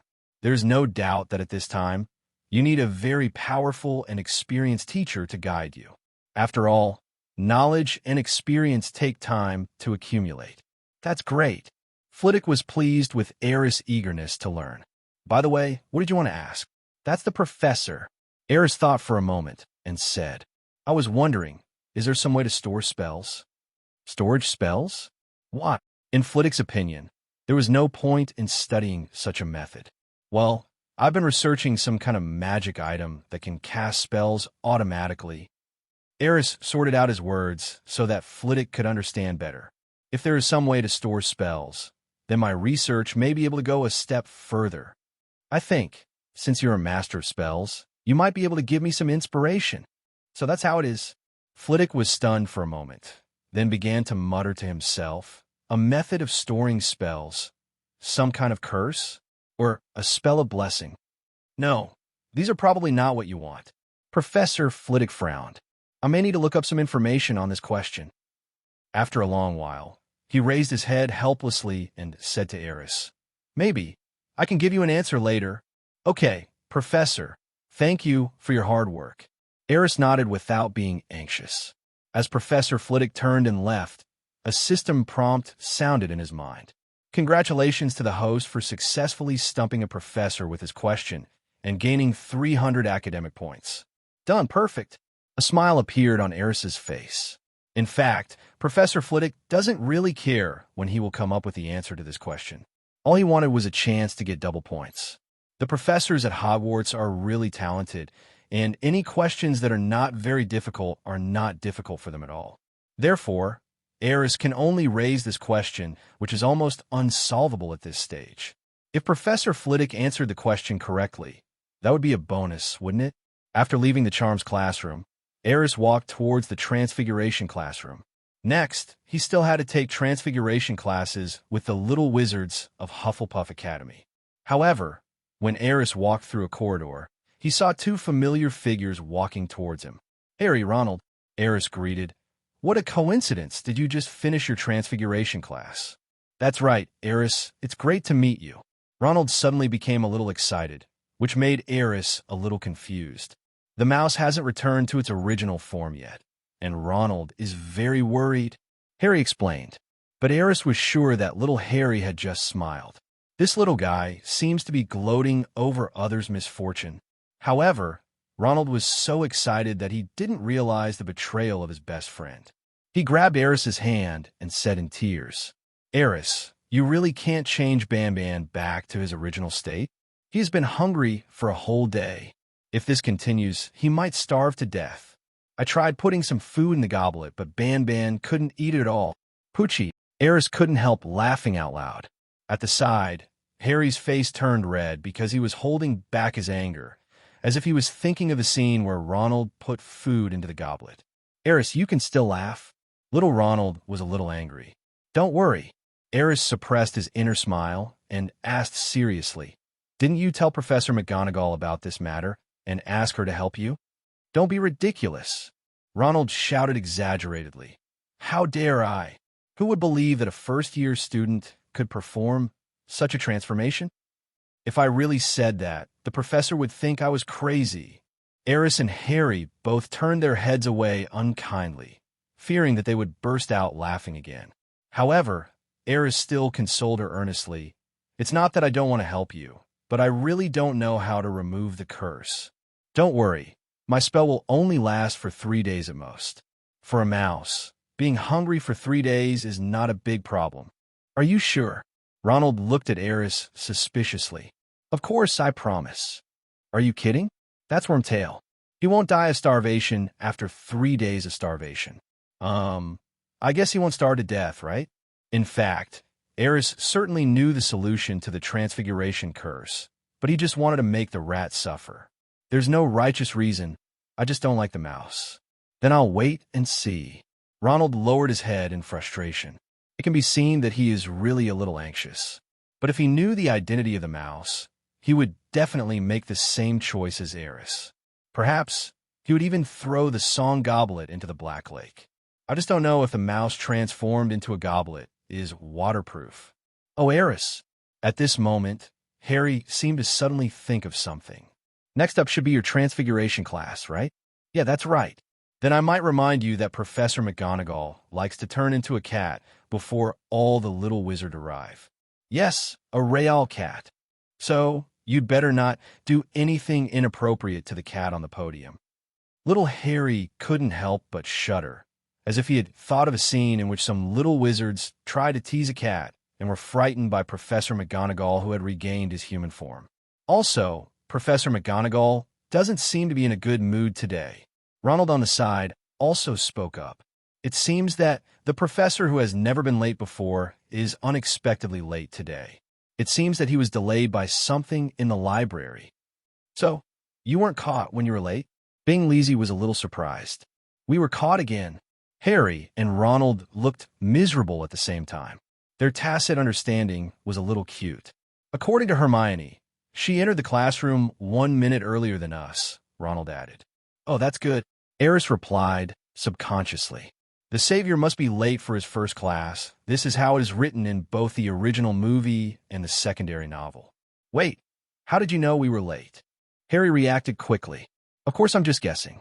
The stairs in the corridor are always changing, aren't they?" Aris made up a lie naturally. Are you also? Harry was curious. No. After a brief chat, Harry and Ronald left quickly. It is said that their next class is potions. Thinking of Snape's special feelings for little Harry, Aris mourned for him for a second. However, thinking about what Harry just said, Aris was a little puzzled. Professor McGonagall is late?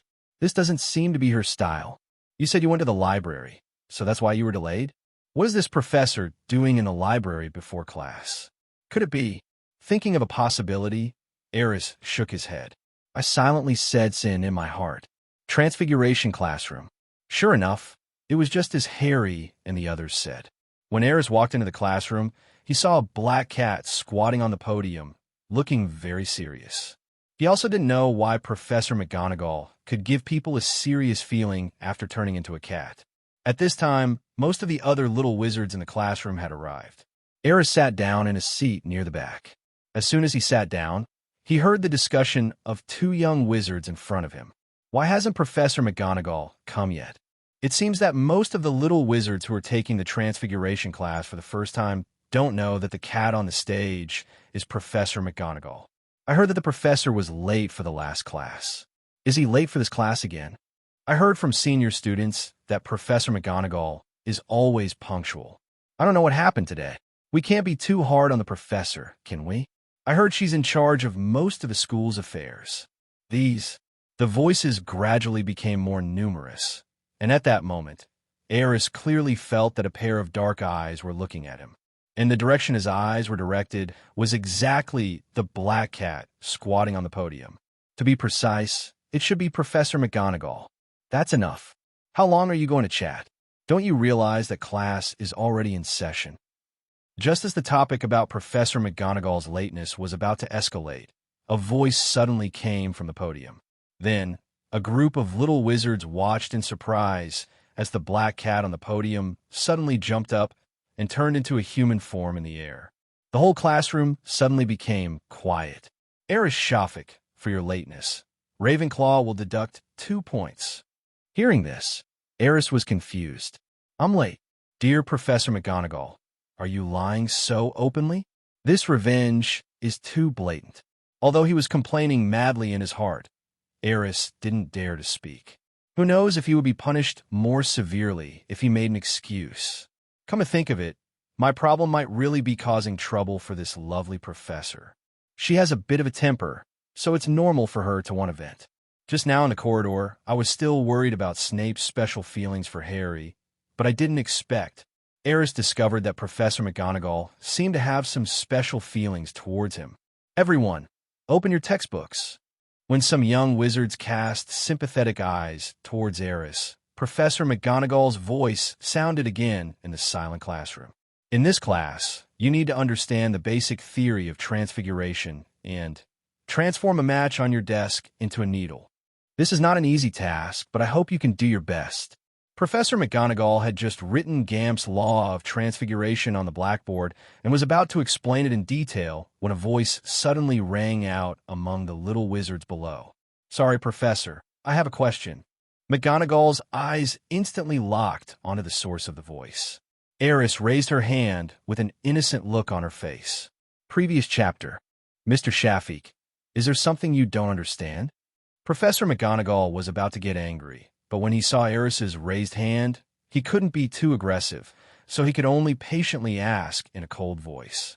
If a little wizard has successfully completed all the courses in the first-year Transfiguration class, can you give this little wizard some privileges? For example, what about allowing him to leave class and study in the library? Mr. Shafik, Professor McGonagall's eyes became noticeably serious. I guess the little wizard you're talking about is you, right? That's right. Aris nodded calmly. He really didn't want to waste time in this meaningless class, so he planned to make a quick decision and get the privilege of the Transfiguration class. If you could turn the match in front of you into a needle, maybe... Professor McGonagall's tone became more and more serious. Even the other little wizards could feel that the atmosphere in the classroom was becoming more and more solemn. Professor, actually I can. Before Professor McGonagall finished speaking, Aerys' voice sounded again in a serious tone. As soon as these words came out, there was a buzz in the classroom. All the young wizards knew about Aerys's talent and spells, and they were deeply impressed by her. But Transfiguration is obviously different from simple spells. The young wizards knew the difference between the two, so they were a little skeptical for a while. Can he really do it? My father said that Transfiguration is a very difficult and dangerous subject that requires a long period of study and practice before it can be mastered. I guess Aris doesn't want to stay in Professor McGonagall's class anymore. After all, the professor was clearly targeting him just now. Although I admire his courage and talent, Aris is really too reckless. How could he go against the professor so blatantly? Wish him good luck. If he can really turn that match into a needle, maybe Professor McGonagall will forgive him. These voices were heard by all the people of Lys. But at this time, he no longer thought about it, because he knew that Professor McGonagall was not an unreasonable person. You'd better do it. McGonagall pursed his lips and stared straight into Aerys' eyes. Although the boy felt helpless, he did not hesitate at all. He drew out his wand and, without any hesitation, pointed it directly at the fire on the table. No spells were chanted, but the little wizards present could see that an invisible wave of magic power surged out of the magic wand and hit the match. Then, subtle changes began to appear on the surface of the match. The change was very natural. The wooden surface quickly became shiny, and then some lines appeared. The burning area at the tail of the match becomes a needle with a hole. When the little wizards looked carefully, they could even see that the position of the needle had changed into the shape of an eagle's beak, representing the Ravenclaw Academy, which was very clever. In the blink of an eye, the match on the table turned into a perfect embroidery needle with patterns on it. Woohoo, he really did it. That pin is so pretty. It even has the Ravenclaw house logo on it. That's amazing. When will I be able to complete such a beautiful transformation? No wonder Aris dared to make such a request to Professor McGonagall. If I could also conjure such a perfect needle, I would probably not want to stay in the classroom. The moment Aris drew out his wand, there was a moment of silence in the classroom. But then, the little wizard's discussion became even louder, mixed with amazement and envy. In front of the podium, Professor McGonagall saw Aris's actions and quickly came to his desk. She picked up the needle and looked at it carefully. Then the expression on her face gradually became a little ugly, and surprise appeared in her eyes. You really did it. She turned to look at Aris, her tone filled with shock and disbelief. Professor, this should be just a small problem for Aris. At this time, a little wizard from Hufflepuff suddenly spoke up and said carefully, I heard that Aris turned a mouse into a goblet while on the train. Aris and Professor McGonagall were both stunned when they heard this. Hannah, how did you know that?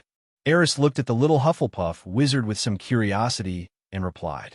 Professor McGonagall was obviously curious about this matter and did not interrupt Aris's questioning. The little girl seemed a little embarrassed. She hesitated for a while before whispering, I traded a piece of ham with a Gryffindor student for this information.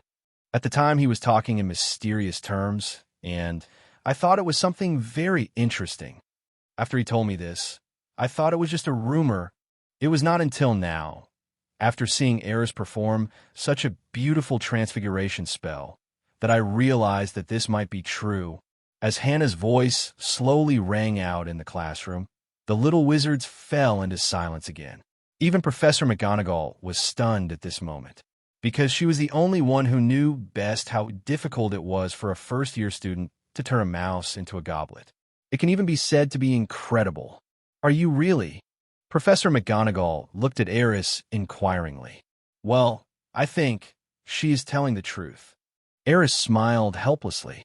He originally thought that simply turning a match into a needle might not earn him any extra privileges from this serious professor.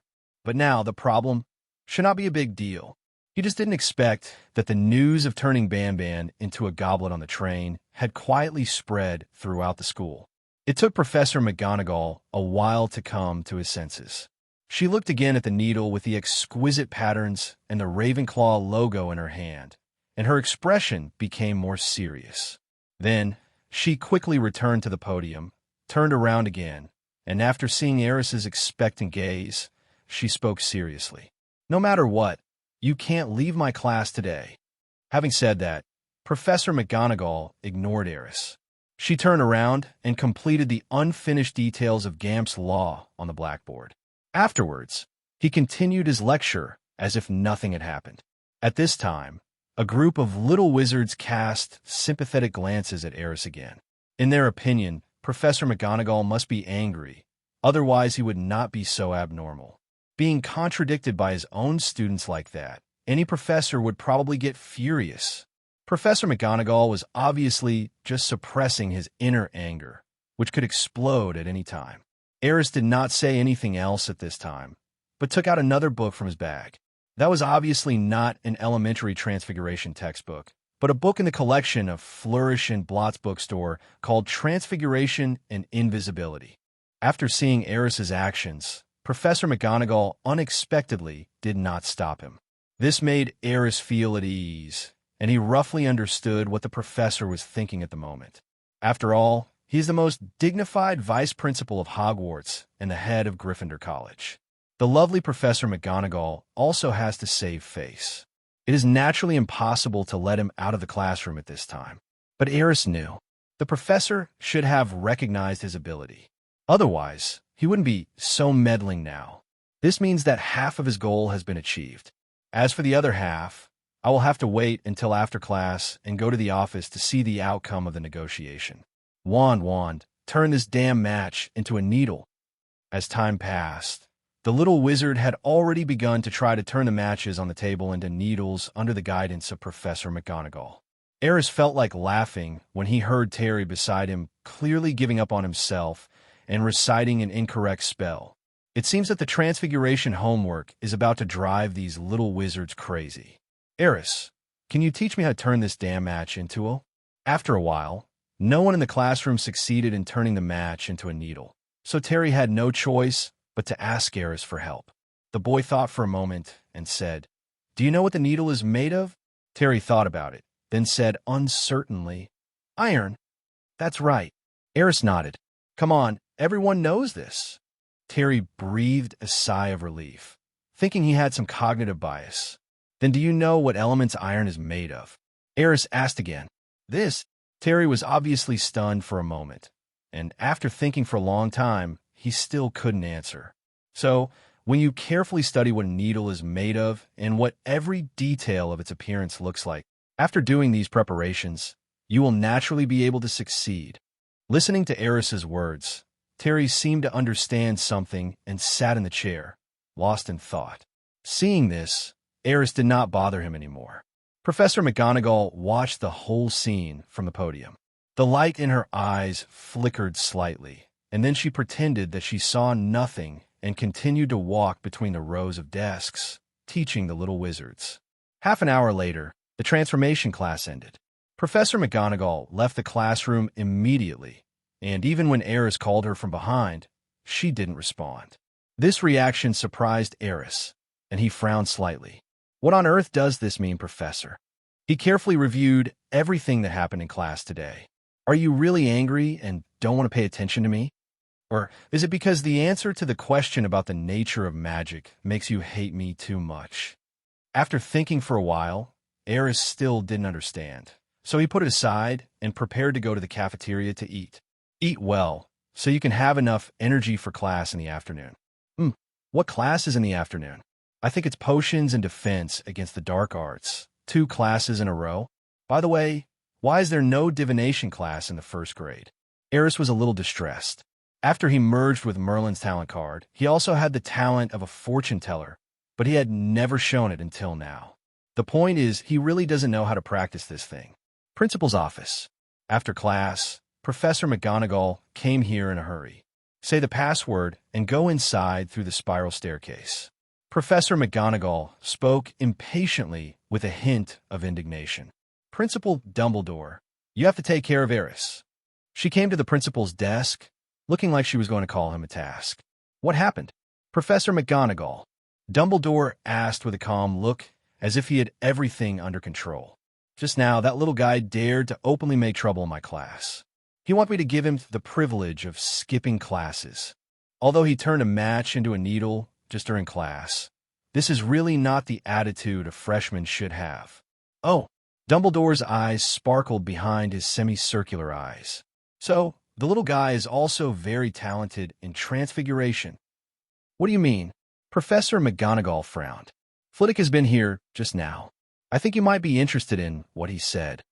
Dumbledore's expression was half-smile. He's been here too? Professor McGonagall was stunned. Aris's talent in spells is also extraordinary. This is a good thing, isn't it? The old headmaster looked at McGonagall thoughtfully and continued leisurely. Flitwick suggested that we prepare a special curriculum for little Aris and give him special guidance according to his self-study progress. What do you think about this matter, Professor McGonagall? McGonagall fell into a brief silence and then sighed after a moment. This might be a good suggestion, otherwise that little guy would probably make trouble in my class every day. Since you agree with this plan, why not think about how to help this gifted child? He must really need your special guidance right now. But this doesn't fit in with the school's teaching plan. Professor McGonagall muttered, but it was obvious that there was no resistance in her eyes, and she had already tacitly agreed to the proposal. Smart children are always one step ahead. We should give them full tolerance in learning, right? Dumbledore smiled, as if he had seen through McGonagall's little tricks. That's all we can do. McGonagall did not object. In fact, McGonagall did not come here to complain about Aris's crimes. Otherwise, he would not have mentioned at the beginning that he had successfully completed the fire transformation.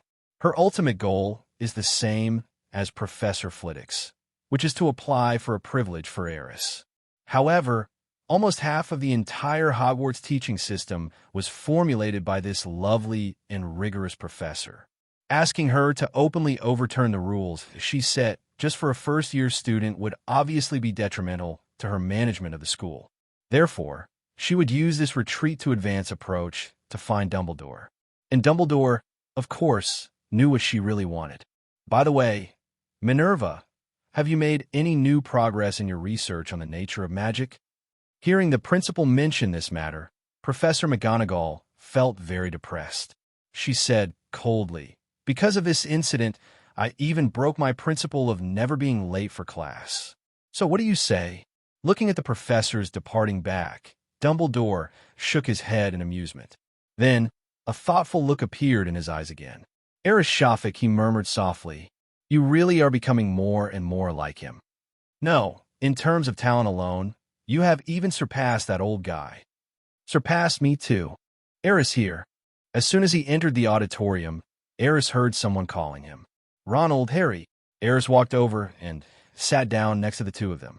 It was Ronald who stood up and waved to him just now. As soon as the morning classes ended, the little wizards couldn't wait to run to the cafeteria. Some little wizards got up late in the morning and hurried to the classroom without having time to eat breakfast. Now I'm so hungry that my stomach is sticking to my back. Hermione, you're here too. After sitting down, Aris discovered that next to him, there was a little girl with her head down, eating her food bit by bit. Hermione performed very well in the charms class and successfully cast a complete levitation spell. Harry explained to Aris in a low voice. She was very happy at first, but just now. Everyone in the cafeteria is talking about your wonderful performance in the charms class.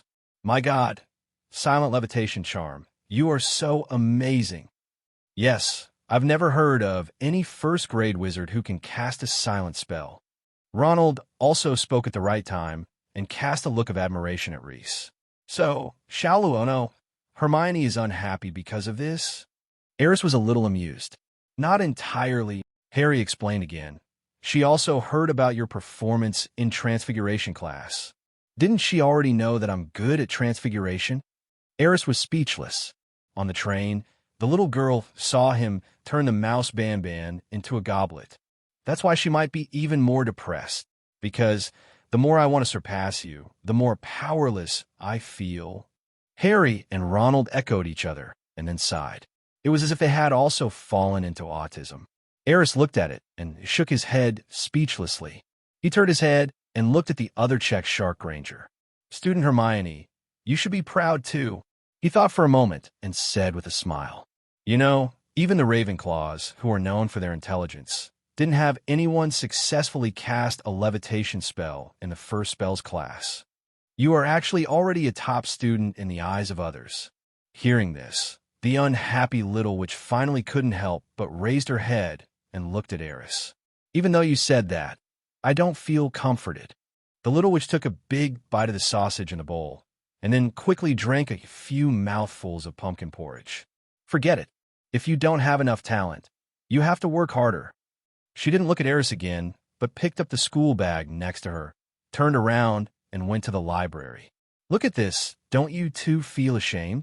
Aris patted Harry and Ronald on the shoulders, picked up a chicken drumstick from the table, and walked slowly towards the library. There is still about an hour left before the afternoon class starts. It would be a waste of time to run back to the dormitory to sleep at this time. Half an hour would be gone in the round trip. It's better to go to the library and read a book. If you're really sleepy, just take a nap on the table. Although Madame Pants, the librarian, might kick you out, it's better than climbing the stairs to the Ravenclaw common room. He also thought about going to the room of requirement first to clean up the things in the laboratory. But 1 hour is obviously too short. He didn't even have time to move out the equipment he brought. "Why are you in the library too?" When Aris sat next to Hermione with a book, she asked in surprise. "Come and read a book." Aris answered as a matter of course. "You are already so capable. Why are you still working so hard?" Miss Know-It-All looked miserable. At this moment, she must be a little upset. Aris's behavior is simply abominable. She's already such a good student, yet you still want to challenge her. Don't give anyone else any chance. It is because of working hard that you can become powerful. Reset as a matter of course. "I thought you knew this truth." "Of course I know," Hermione replied sullenly, then lowered her head to read, no longer paying attention to the boy beside her. "In fact, you might be happier if you change your mindset," Aris said slowly, "with me by your side. If you encounter any problems, you can ask me for help. Isn't that right?" "Thank you so much," the little witch muttered without turning her head. Seeing this scene, a knowing smile appeared on the corner of Sirius's mouth. After all, the little witch is cuter. The savior and his good friend think about how to fight with others every day. I really don't know what they are thinking. Well, we must not let such a cute little witch be led astray by those two guys. Time passed slowly as the two of them read their own books. Several times, Aris noticed that the little witch seemed to be hesitant to speak, as if she had encountered some difficult problem while reading and wanted to ask questions. But her tsundere personality prevented her from asking, and she remained silent in the end. Aris did not take the initiative to speak. This kind of thing still requires her to work it out on her own. If Aris took the initiative to speak, it would seem a bit educational. In that case, the little witch might become more autistic. In the afternoon, defense against the dark arts class. This class was taught by Ravenclaw and Slytherin together. When Aris arrived at the classroom, he saw Malfoy and his 2 followers had already arrived and were arrogantly talking about how he had encountered vampires. "I guarantee that you have never had such an experience," Malfoy boasted seriously. "Do you know what vampire teeth look like? Aren't they fangs? I heard that vampires have very sharp teeth." Crabbe said in a cooperative manner. "It's not just fangs," Malfoy said more vigorously.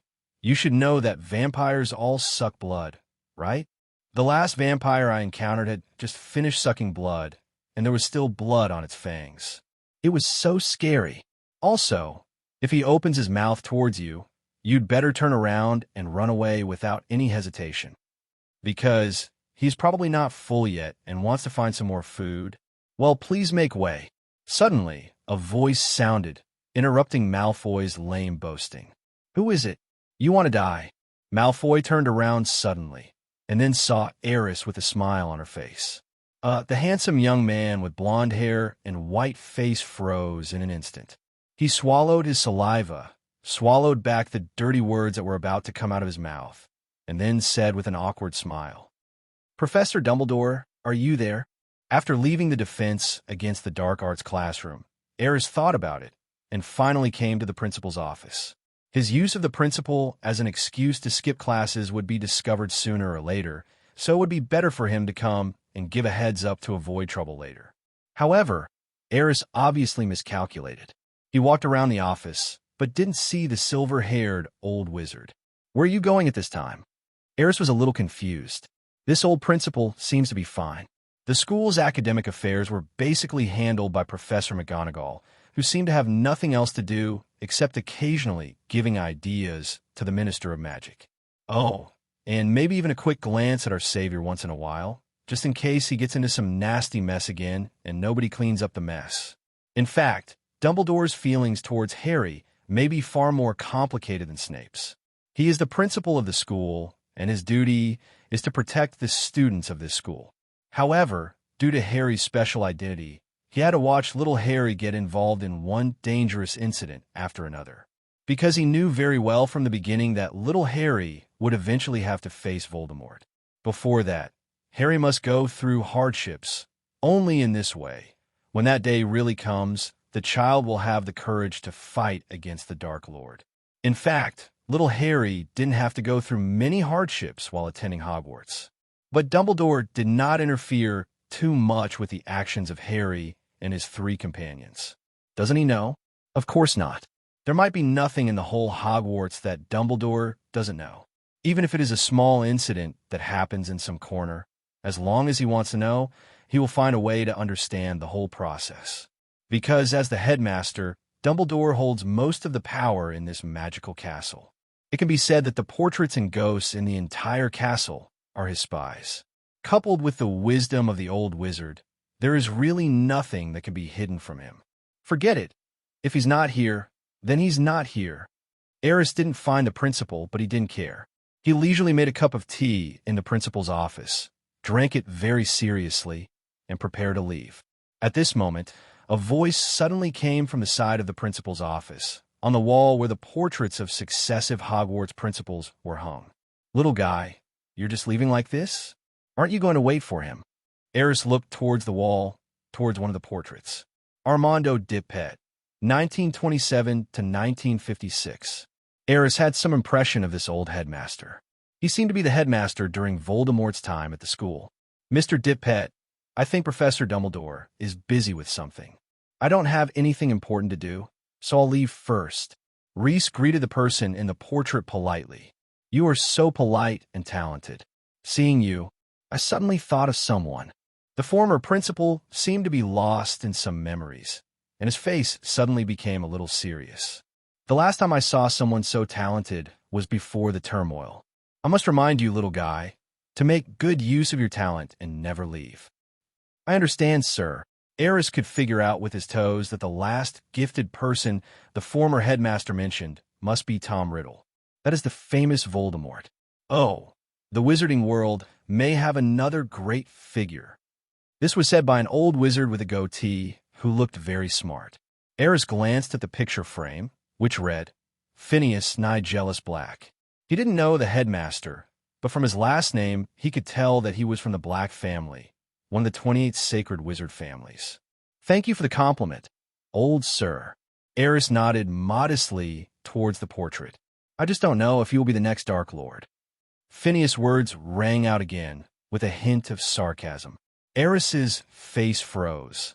"No, I'm so sunny and cheerful. How can I be like the Dark Lord? Child, don't listen to him." A gentle voice sounded from the edge of the wall. "I believe that you will be able to make outstanding contributions in the future and benefit the entire wizarding world." She was a witch, dressed like a witch doctor, that is, a wizard who specializes in healing arts, because he was wearing a uniform similar to that of Dubai. Delise Devant, 1741 to 1768. This principal has been in office for more than 200 years. Aris felt a little emotional. The wizard who created these portraits is truly a genius. If such technology is to be realized using technology, we will probably have to wait until the birth of digital life. So, isn't magic unique? "Thank you, Mrs. Devante." Aris bowed slightly to the witch. Then, he said goodbye to the headmasters on the wall. "I won't bother you former headmasters. Please tell Headmaster Dumbledore when he comes back that I've been here for tea." After saying that, Aris didn't want to continue chatting with these portraits, so he turned around and left the office. After Aris left, the portraits on the wall began to communicate again and even quarreled. "Blake, you shouldn't say that about a talented little webmaster," Mrs. Devante said sternly. "Tell me what's wrong. Why don't you let the portraits speak?" Young wizards need correct guidance, not subtle denial and evil indoctrination.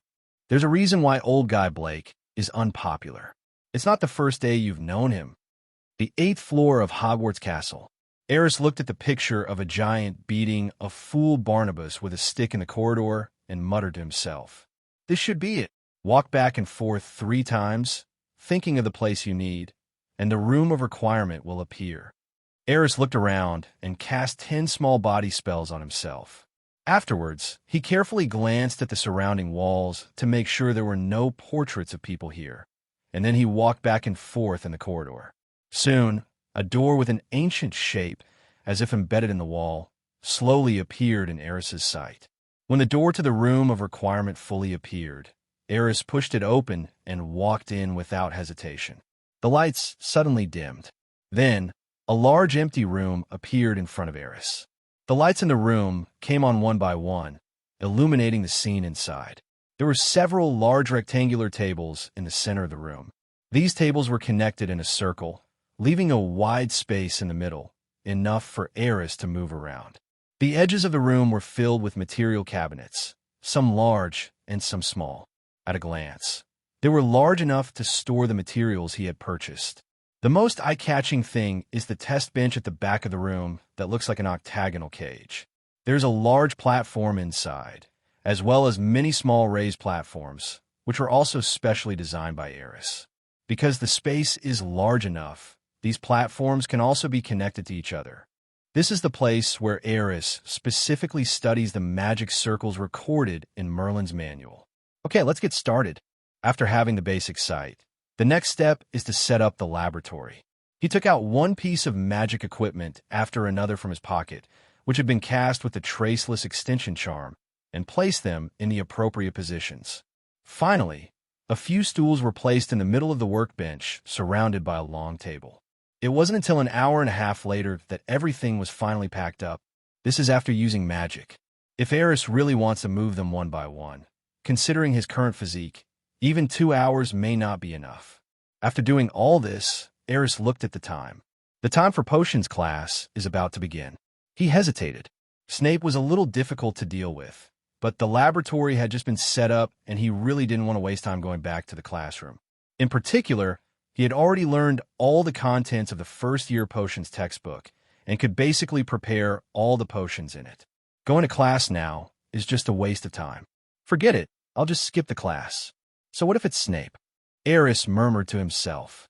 Then, he turned around and devoted himself to the pile of magic equipment again. First, draw out the basic magic circle, and then conduct a detailed test. Then there's the research on the magic energy storage array.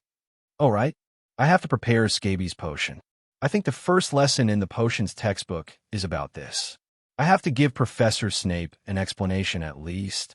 Accompanied by murmurs, Reese's figure began to get busy in the laboratory. During this period, he also summoned the little red dragon as his assistant. By the way, the little red dragon came back at noon, and because he used invisibility, he was not discovered by other little wizards or professors. However, the little guy seemed quite excited after coming back, and there were some dirty marks on his body, and it was unclear what caused them.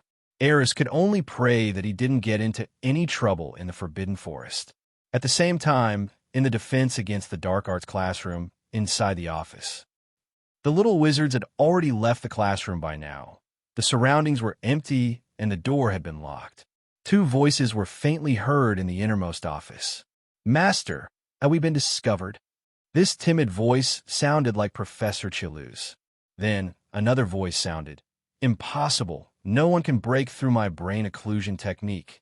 The voice was low and hoarse, with a creepy, evil tone. If a little wizard broke into the office at this moment and happened to hear this sound, he would probably be scared to tears. "But Master, why did that little wizard suddenly ask about soul possession?" Obviously, that is not something a freshman can know. The low voice was silent for a moment, and then slowly said, "It should be just a coincidence.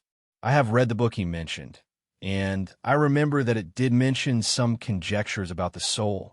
From his point of view, the damned little guy did not lie. No, but continue with our plan, or I will kill you now." The deep voice suddenly became angry, as if there was a monster inside that had been suppressed for a long time. "Yes, master, I will proceed as planned. But I still need a chance." "You rubbish, better. Don't keep me waiting too long." The noise in the office gradually faded away. Soon, Professor Quirrell opened the door and adjusted his turban. There was still a trace of panic on his face, but he tried hard to adjust himself, and finally forced a smile on his face and walked out of the office. The other side, Potions classroom. "In my class, you don't need to wave your wands foolishly, and I don't expect most of you to truly understand the mystery and power of potions. You just need to." Suddenly, Tuesday's speech stalled. Professor Snape glanced around the classroom, and then his expression became a little gloomy. "Can anyone tell me if any little wizard missed my class?" As soon as these words were spoken, Terry and Anthony, who were sitting in the second to last row, subconsciously lowered their heads. The little wizards looked at each other and finally lowered their heads. The young wizards of Hufflepuff Academy had naturally discovered that a very famous student of Ravenclaw had not yet arrived. Not to mention the little wizard of Ravenclaw. Aris has almost become an idol for these little guys now. As soon as they entered the classroom, they were already looking for Aris' seat. In order to sit near Aris, several little witches even waited for several minutes. It was not until Snape walked to the classroom door that they hurriedly found a seat and sat down. "You don't want to say anything?" Snape's expression became even gloomier. He threw his cape behind him, walked quickly to the podium, and then ran his finger across the list. "Aris Shafik. Does any one of you know where he went?" Snape looked at a young Ravenclaw wizard. "I'm sorry, Professor. I don't know." "What about you?" He looked at another little witch. I don't know either." During the last class, Aris said Dumbledore invited him to the headmaster's office. Terry tried to cover up for Aris. The meaning of this statement was clearly hinting to Snape. The person you are looking for might be drinking tea in the headmaster's office. "Don't talk nonsense to me." Snape's face suddenly changed. The headmaster is not in the castle now. At this moment, Snape's face clearly showed. "You are so brave to skip my class." Due to Aris Shafik's unexcused absence, Ravenclaw will be deducted 20 points. As soon as these words came out, all the young Ravenclaw wizards present had bitter expressions, although they don't care much about the competition for the College Cup. But thinking that Aris might have to endure Professor Snape's wrath next, he couldn't help but feel a little worried. This guy has offended Professor McGonagall and Professor Quirrell. How dare he skip Professor Snape's class? Hadn't he heard from senior students how terrible this professor was? At this moment, the little wizards were really convinced, because Aris is really good at making trouble. Previous chapter. Detect, carry, analyze, display. The effects of this magic circle should be roughly the functions mentioned above. Different colors show different properties. This arrangement of magic runes is very ancient. It doesn't seem to be recorded in most books in the current magic world. It is indeed worth studying carefully. It is indeed the manual of the great wizard Merlin. Inside the house where every wish is granted, murmuring sounds continued to be heard. Aris half-crouched inside the octagonal cage. There were profound and mysterious magic runes carved on the ground. The lines connecting the magic runes formed a magic rune array that looked mysterious and powerful. Aris had never seen such a magic rune arrangement in the Hogwarts textbooks. Even in the books collected by Henry, it never appeared. Even if there are some records of similar symbols, they only exist in legends. From this we can see that the magic heritage of Merlin's era is probably quite different from that of this era. It's like the ancient martial arts of Eastern Dacia and various modern fighting techniques. The inheritance is lost or even cut off. This kind of thing is too normal. If we want to recreate magic civilization, The research on magic circles must be the core of all reforms. Take a simple test first. A glimmer appeared in Aris's eyes. He started studying this magic rune array a month ago. Although there are only a few simple magic runes combinations, it is very complicated. There is only a simple model of the formation in Merlin's manual, without too many details, so Aris could only guess its function by analyzing the magic words on the formation diagram, which was why he spent so much time. Fortunately, the manual recorded a lot of magic 2, 5, 7 symbols from that era, otherwise he really would not be able to restore this formation diagram. Input magic power to fill the center of the formation. Aris lifted the formation diagram from the platform on the ground, then stretched out his hand and pointed his finger at the center of the formation diagram. An invisible magical power surged and slowly sank into the center of the formation. The next second, the array image flickered slightly, like a circuit board with poor contact. Then, the entire magic circle gradually began to turn sky blue. Is this a manifestation of my magical properties? Aris muttered to himself, with a hint of surprise on his face. It really works. Merlin's handbook contains an explanation of the elements, but that ancient magic has long been lost. But the magic attribute in front of me is clearly the sky blue color representing the wind element, right? This magic circle can actually convert the magic power of modern wizards into elemental power. No, that's not right. It should be. Aris's expression gradually became excited, as if he had made a great discovery that could subvert the world. The elements never disappear. They just appear in this world in another form. Most wizards' magic has specific properties. This is what Ollivander said before, and it is also the basis for the wand to choose the wizard. That is to say, the magical attribute is very likely an alternative existence of the elements. The modern wizarding world no longer has the systematic inheritance of elemental magic, so the true secret of the magic attribute cannot be discovered at all. Thinking of this, the questions in Aris' mind gradually became clear. It was as if there was a thread connecting all the different pieces of information together to form a bold idea. It's off. Now the magic of the entire wizarding world has deviated in a strange, mysterious direction. It's like the technology tree is wrong. And most of the real elemental magic has been lost. Or maybe only some simple spells were passed down, such as fire spell, freezing spell, water dungeon spell. Only a small number of top wizards, such as Dumbledore, may have vaguely realized the existence of elements and conducted some research. So, their magic can show such powerful power. The magic power is strong. Maybe it's just one factor. Aris's thinking continued to diverge, and with the help of superthinking, ideas continued to emerge one after another.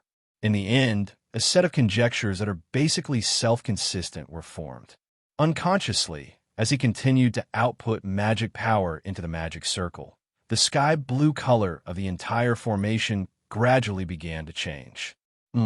Aris noticed something and his eyes narrowed slightly.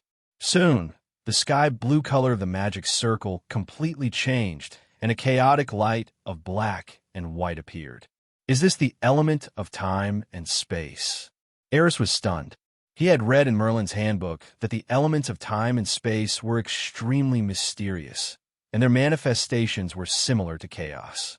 And the black and white color before my eyes, isn't that the chaotic horse?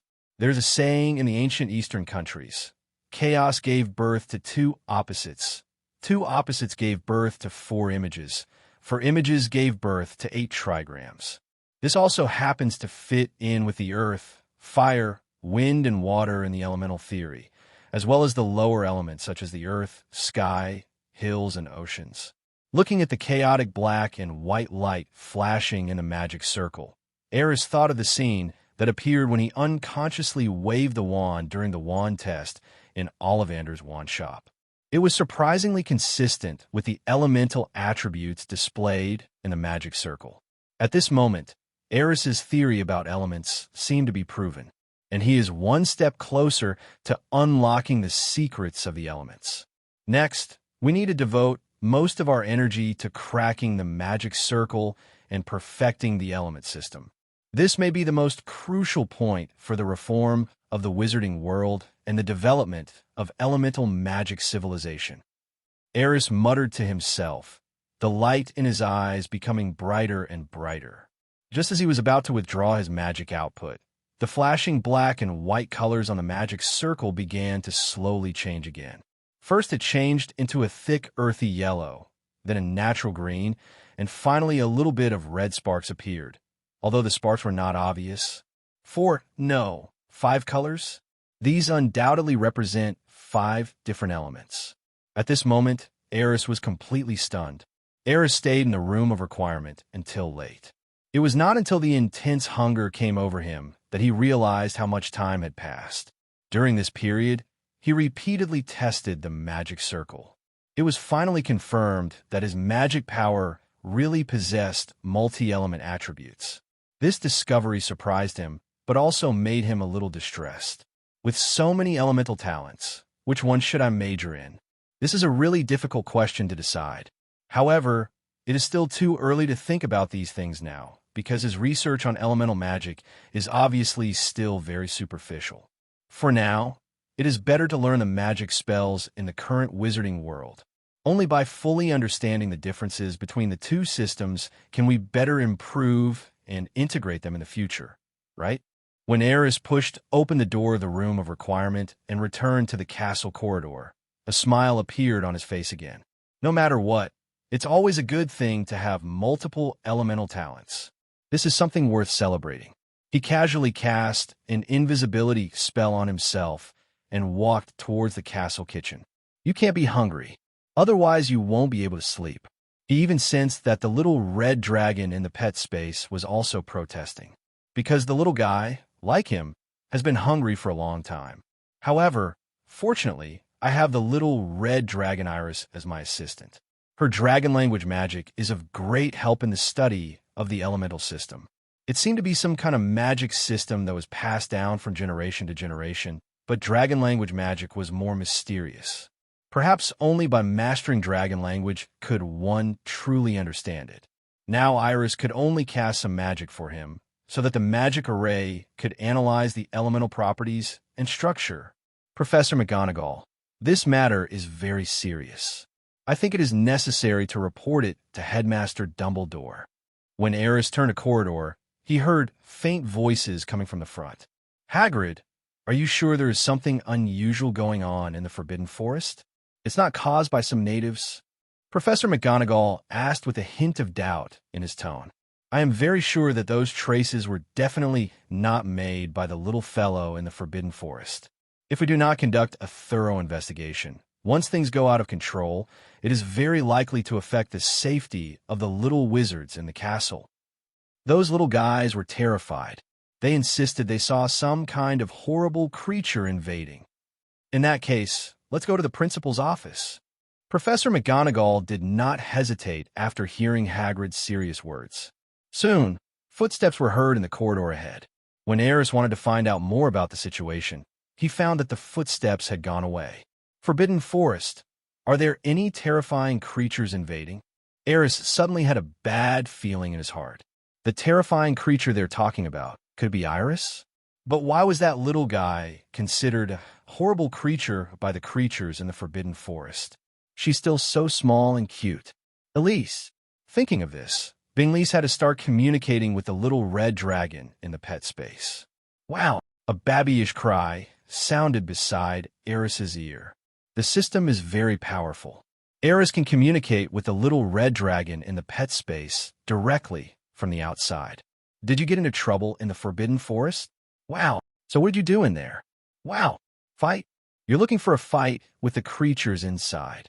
Wow. The little red dragon's tone was obviously a little proud. Zero. You beat them up and made them run around. Wow. Don't worry. Your disguise is good, but if Dumbledore really investigates, do you think you can hide it from him? If we are discovered, we may not be able to stay in Hogwarts anymore. God. Running away from home? You're running away. What the hell? Do you have any shame? You really treat Hogwarts as your home. Wow. The Forbidden Forest is your home? Okay. If you don't behave yourself, you'll be kicked out of the house." Aris shook his head helplessly and directly cut off the connection with the little red dragon. He thought about it for a moment, but ultimately decided not to go to the principal's office. "Now, we can only deal with it coldly for the time being. It's better to delay it for a while." He dared to bet that if the existence of the little red dragon was really discovered, even Dumbledore might not be able to save her. Those guys on the Hogwarts board would never allow a dragon to appear in Hogwarts. Hogwarts, even if that dragon has an owner, they might even have other thoughts about the little red dragon. After all, she is different from other dragons in this world. It is even possible that he would take Aerys away at all costs. Although Aerys is currently quite capable, he is not so arrogant as to think that he can easily deal with the entire board of directors. Although the original book doesn't mention much about this board, but Aerys could figure out even with his feet. Those people are definitely not simple characters. Even Dumbledore's attitude towards them was to avoid provoking them if possible. The power of capital, even in the wizarding world, should never be underestimated. Principal's office. Headmaster Dumbledore sat behind his desk, his brows slightly furrowed. Obviously, he encountered some difficult problems. "Professor, do you have any suggestions?" At this time, Hagrid's voice sounded with a hint of inquiry. "Maybe I can go explore deeper into the Forbidden Forest." "Can you go alone?" Professor McGonagall glanced at the larger man. "With Yaya, there shouldn't be any problem," Hagrid said confidently. But everyone present knew that the dog Hagrid raised was very timid and would just run away when encountering trouble. After a moment, Dumbledore finally spoke. "Let's wait and see how this goes for now." He stood up and looked through the window in the direction of the Forbidden Forest, a hint of doubt in his eyes. Logically speaking, there shouldn't be any uncontrolled creatures there. After all, having said this, Dumbledore did not continue. He shook his head slightly, as if he had made a decision. Hagrid continued to observe the Forbidden Forest. "If you find anything new, notify me immediately. If necessary, I will go there myself. As for the safety of the little wizards in the castle, you can rest assured. The heritage of Hogwarts is far beyond your imagination." After saying this, the silver-haired old man looked at Professor McGonagall meaningfully. Professor McGonagall nodded knowingly, then tugged at the corner of Hagrid's clothes. In fact, she could only pull the hem of his clothes because Hagrid was so big. "Since Professor Dumbledore has made a decision, let's just wait and see." After saying that, the two prepared to leave the principal's office. At this moment, another voice suddenly came from the direction of the gate. "Professor Dumbledore, I'm afraid the safety of the young wizards in the castle is not only caused by the Forbidden Forest, but also by a certain daring guy." Several people looked towards the door and saw Snape walking in with an unhappy look on his face. "Mr. Shafiq skipped my class on the first day. I have reason to suspect that he did something shameful. I just went to Ravenclaw's lounge to look for him, but I still couldn't see him. So, can anyone take care of this matter?" Hearing this, everyone present looked at each other in bewilderment. Professor McGonagall looked at Snape with some confusion and asked uncertainly, "Aris, really dare to skip your class? My God, today's young wizards are so too brave." Hagrid was about to say that Aris had a strong personality, but when he saw Snape's gloomy expression, he quickly changed his words. "Severus, have you discussed this matter with Professor Yonlawai?" Dumbledore thought for a moment, frowned and said, "He is the headmaster of Ravenclaw. Perhaps he knows some details." Previous chapter. Professor Snape, I'm afraid there is some misunderstanding about this matter. Because it concerned the students of Ravenclaw College, Dumbledore called Professor Flitwick to the headmaster's office. After hearing Snape's accusation, the short professor was visibly surprised. Although Aris is a little different from other young wizards in class, that's because the course progress is far behind his self-study level. So, Professor Flitwick tried to defend Aris. But as I was talking, I started to sound a little unconfident about myself. Because he thought about it carefully. His gifted student seemed to have already completed the first-year curriculum. If you are really bored, skipping classes doesn't seem impossible. Yes, a good student from your college is skipping classes openly because the teaching plan we made cannot keep up with his self-study progress. Most importantly, he didn't report to any professors, and I don't know where he went to do this. He even told a lame lie, like the principal invited him for tea to try to get away with it. Snape spoke sarcastically, his tone full of disdain. At this moment, a portrait on the wall of the principal's office suddenly spoke. The child did come here and drink a cup of tea, as you said. I don't think it's a lie. Hearing this, several professors present were stunned for a moment, and then they all looked at Dumbledore. Not bad. The little fellow knows how to do things fully, and he has put in a lot of thought. Dumbledore touched his forehead and shook his head as if it was funny. This guy actually broke in the principal's office casually. Flitwick also looked like he had a headache. It's not really an intrusion, Professor McGonagall said calmly. After all, the password to the statue was given to him by Headmaster Dumbledore himself, so it can only be considered a normal visit. It's just that the headmaster happened to be away. I think this little guy 30 is quite unique. Hagrid finally said what he had always wanted to say. So, you're just going to indulge him like this and not pursue the matter? Snape's expression darkened again. Severus, don't be anxious. Dumbledore smiled kindly, and as he stood up, his silver-white beard swayed slightly. We need to be a little more tolerant of gifted kids, don't we? Since he feels that the current courses are too easy, how about you spend a little more time and adjust the schedule for him appropriately? Professor Flitwick has already proposed this to me, and Professor McGonagall has agreed. After saying that, the silver-haired old wizard looked at the two professors. I think you haven't changed your mind yet? Indeed, given his talent, I think it is very necessary to give him individual tutoring. Flitwick quickly agreed.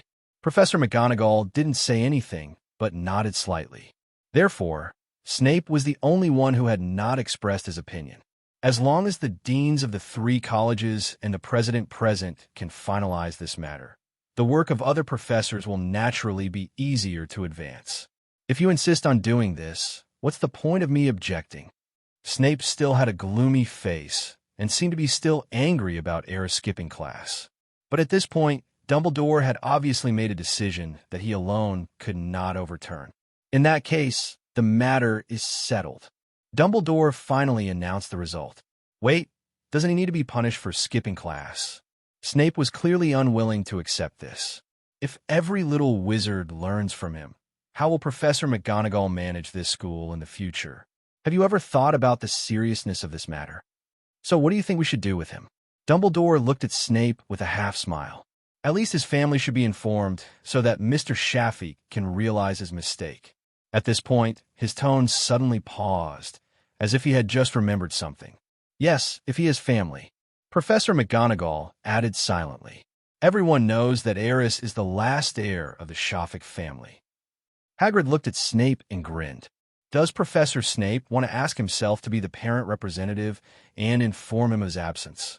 After saying this, Snape's expression became even gloomier. On the side, Professor Flitwick watched closely, not daring to say a word, for fear that the war would spread to him. After all, Aris was a student of Ravenclaw. That was a fact. And he is the dean of Ravenclaw Academy. If you look into it carefully, he has an unshirkable responsibility after this incident happened. Okay, let's just leave it at that. Finally, it was Dumbledore who stepped in to ease the atmosphere. I'll talk to Aris personally about his new schedule. You just need to be prepared. Also, you don't need to spend too much time on tutoring. As you know, he's a superstar. A genius always has his own way of learning, and your responsibility is to help him solve some of the problems that really bother him, such as questions about the nature of magic. Dumbledore suddenly winked at Professor McGonagall. These teasing words instantly made the serious Professor McGonagall feel uncomfortable. His face darkened visibly, thinking that when I tutor Aris in the future, that guy will definitely have all kinds of weird questions waiting for me. She suddenly felt like she had shot herself in the foot. Professor Dumbledore, please rest assured. I will prepare well. Flitwick was the first to express his attitude. In the end, no one else said anything. After a few people had a brief chat about the specific implementation methods of this matter, that was the end of it. After the professors left, Dumbledore stood in front of the huge window, looking at the scenery in the distance. His brows slightly frowned again. In fact, from the very beginning, the things he was worried about and felt difficult about were not Aerys's problems. In his opinion, even if this little wizard had great abilities, he was still young and would not be able to make any waves. He was really worried about someone else. Gellert Grindelwald. A gentle whisper came out of the old principal's mouth. The reason he left school today was actually to go to the tower in Nurmengard. There, he met his old friend whom he hadn't seen for a long time, Gellert Grindelwald. So far, everything Aris has shown is very similar to his good friend when he was a teenager. This made him involuntarily come up with some ideas. So, I want to talk to Grindelwald. And the result was just as Dumbledore worried. Does the appearance of this little guy give you new hope? Thinking back to his old friend's expression and mental state after he finished talking about Aris, Dumbledore couldn't help rubbing his forehead again. Different, totally different. At that moment, he seemed to see again the vigor and vitality of his old friend when he was young. Dumbledore knew very early that the reason why Grindelwald stayed in that tower was not because he was unable to escape. But there is no greater sorrow than a dead heart. It was just that his ambitions and dreams were completely destroyed, and he could not see where the future of the wizarding world lay. So, I was willing to stay there and wait for death. But now, the appearance of Aris seems to have given him hope again. Dumbledore even suspected that the old man had known that he was going to find him to confirm certain things. After all, no one can ignore Grindelwald's ability to predict the future. This was what Dumbledore was worried about. He couldn't imagine what would happen if Aris and Grindelwald got together. What kind of future will this wizarding world have? The result. Even he couldn't imagine it. After a long time, the old wizard suddenly sighed heavily. Perhaps it is time to hand over the future to someone who is more suitable to lead it. But before that, something has to be done. Hogwarts Castle Kitchens. Mr. Shafik, thank you for your praise. I hope you can visit us often. A group of elves waved their hands enthusiastically and watched Aris leave. In just a short period of time, Aris has already won the favor of these elves with his unique personal charm. It's called personal charm, but in fact it's just eating a hearty midnight snack, and in the process, constantly praising the food prepared by the elf for being delicious. However, this is the highest praise for the elves in charge of the food in the Hogwarts kitchen. Thank you, everyone. I will come often when I have time. Aris sincerely thanked all the elves. He didn't lie either. According to his current study and research habits, he will definitely have to stay up late in the future. Then, won't you come here more often? It is definitely a wise move to establish good relations with the elves here in advance. After leaving the kitchen, Aris did not go anywhere else, but walked straight towards the Ravenclaw Tower. It was getting late, and his mind was somewhat exhausted from all the sleepless research this afternoon. At this time, he needs a good night's rest. Well, if nothing goes wrong, I should be able to apply for the classroom privileges tomorrow. He muttered to himself as he walked through the corridor. Just as he walked into the West Tower, a familiar figure appeared in front of him. Dumbledore seemed to have been waiting here for a long time, looking kindly at Aris, who kept touching his stomach because he was full. Are you satisfied with your midnight snack? It's okay, Aris replied subconsciously, but how do I know? As soon as he said this, he closed his mouth. Nonsense, eating in the kitchen openly. How could Dumbledore not know? Sure enough, what Dumbledore said next perfectly verified Aris's guess. I often go to the kitchen to get some of my favorite snacks, so the elves there have a pretty good relationship with me. I just heard from Winky that a little wizard named Shafik highly praised the elves' cooking skills, which made them very happy. I think that Mr. Shafik must be you. Professor, you are really smart. Aris smiled awkwardly and nodded. Ingenious? What an interesting word. This is the first time I've heard of it. Dumbledore also smiled. I'll take this as a compliment to the old man. Of course, it's definitely a compliment. Aris raised his hand to swear. And sure. Okay, enough of the small talk. The silver-haired old wizard looked at Aris meaningfully. Next, it's time to talk about business. What do you want to talk about, Professor? Aris tried to act 840 innocently. Don't smile so fakely. After discussing the matter of skipping class with several professors, we have decided not to pursue the matter against you. Hearing this, Aris relaxed a little, but he was still not completely at ease. What I want to talk to you about now is your new schedule. Dumbledore still had a smile on his face. The professors have collectively decided that you can study all courses on your own from now on, and you can ask any questions you have in the special tutorials prepared for you by the professors. But the point is, we must keep track of your learning progress. So, tomorrow, we will give you a test on your learning progress. Then, based on the test results, we will give you some targeted suggestions and guidance. Aris, do you think this is a problem? No problem, Aris quickly replied. This is a great way. That's good. Dumbledore nodded with satisfaction. Since we have reached an agreement, you can go back and rest first. Is that all? Aris couldn't believe it. Is there anything else you want to talk to me about? Dumbledore looked at the boy thoughtfully. No, Aris said decisively, then smiled embarrassedly. I thought you would be punished accordingly for skipping classes. In fact, Professor Snape is very angry about your behavior.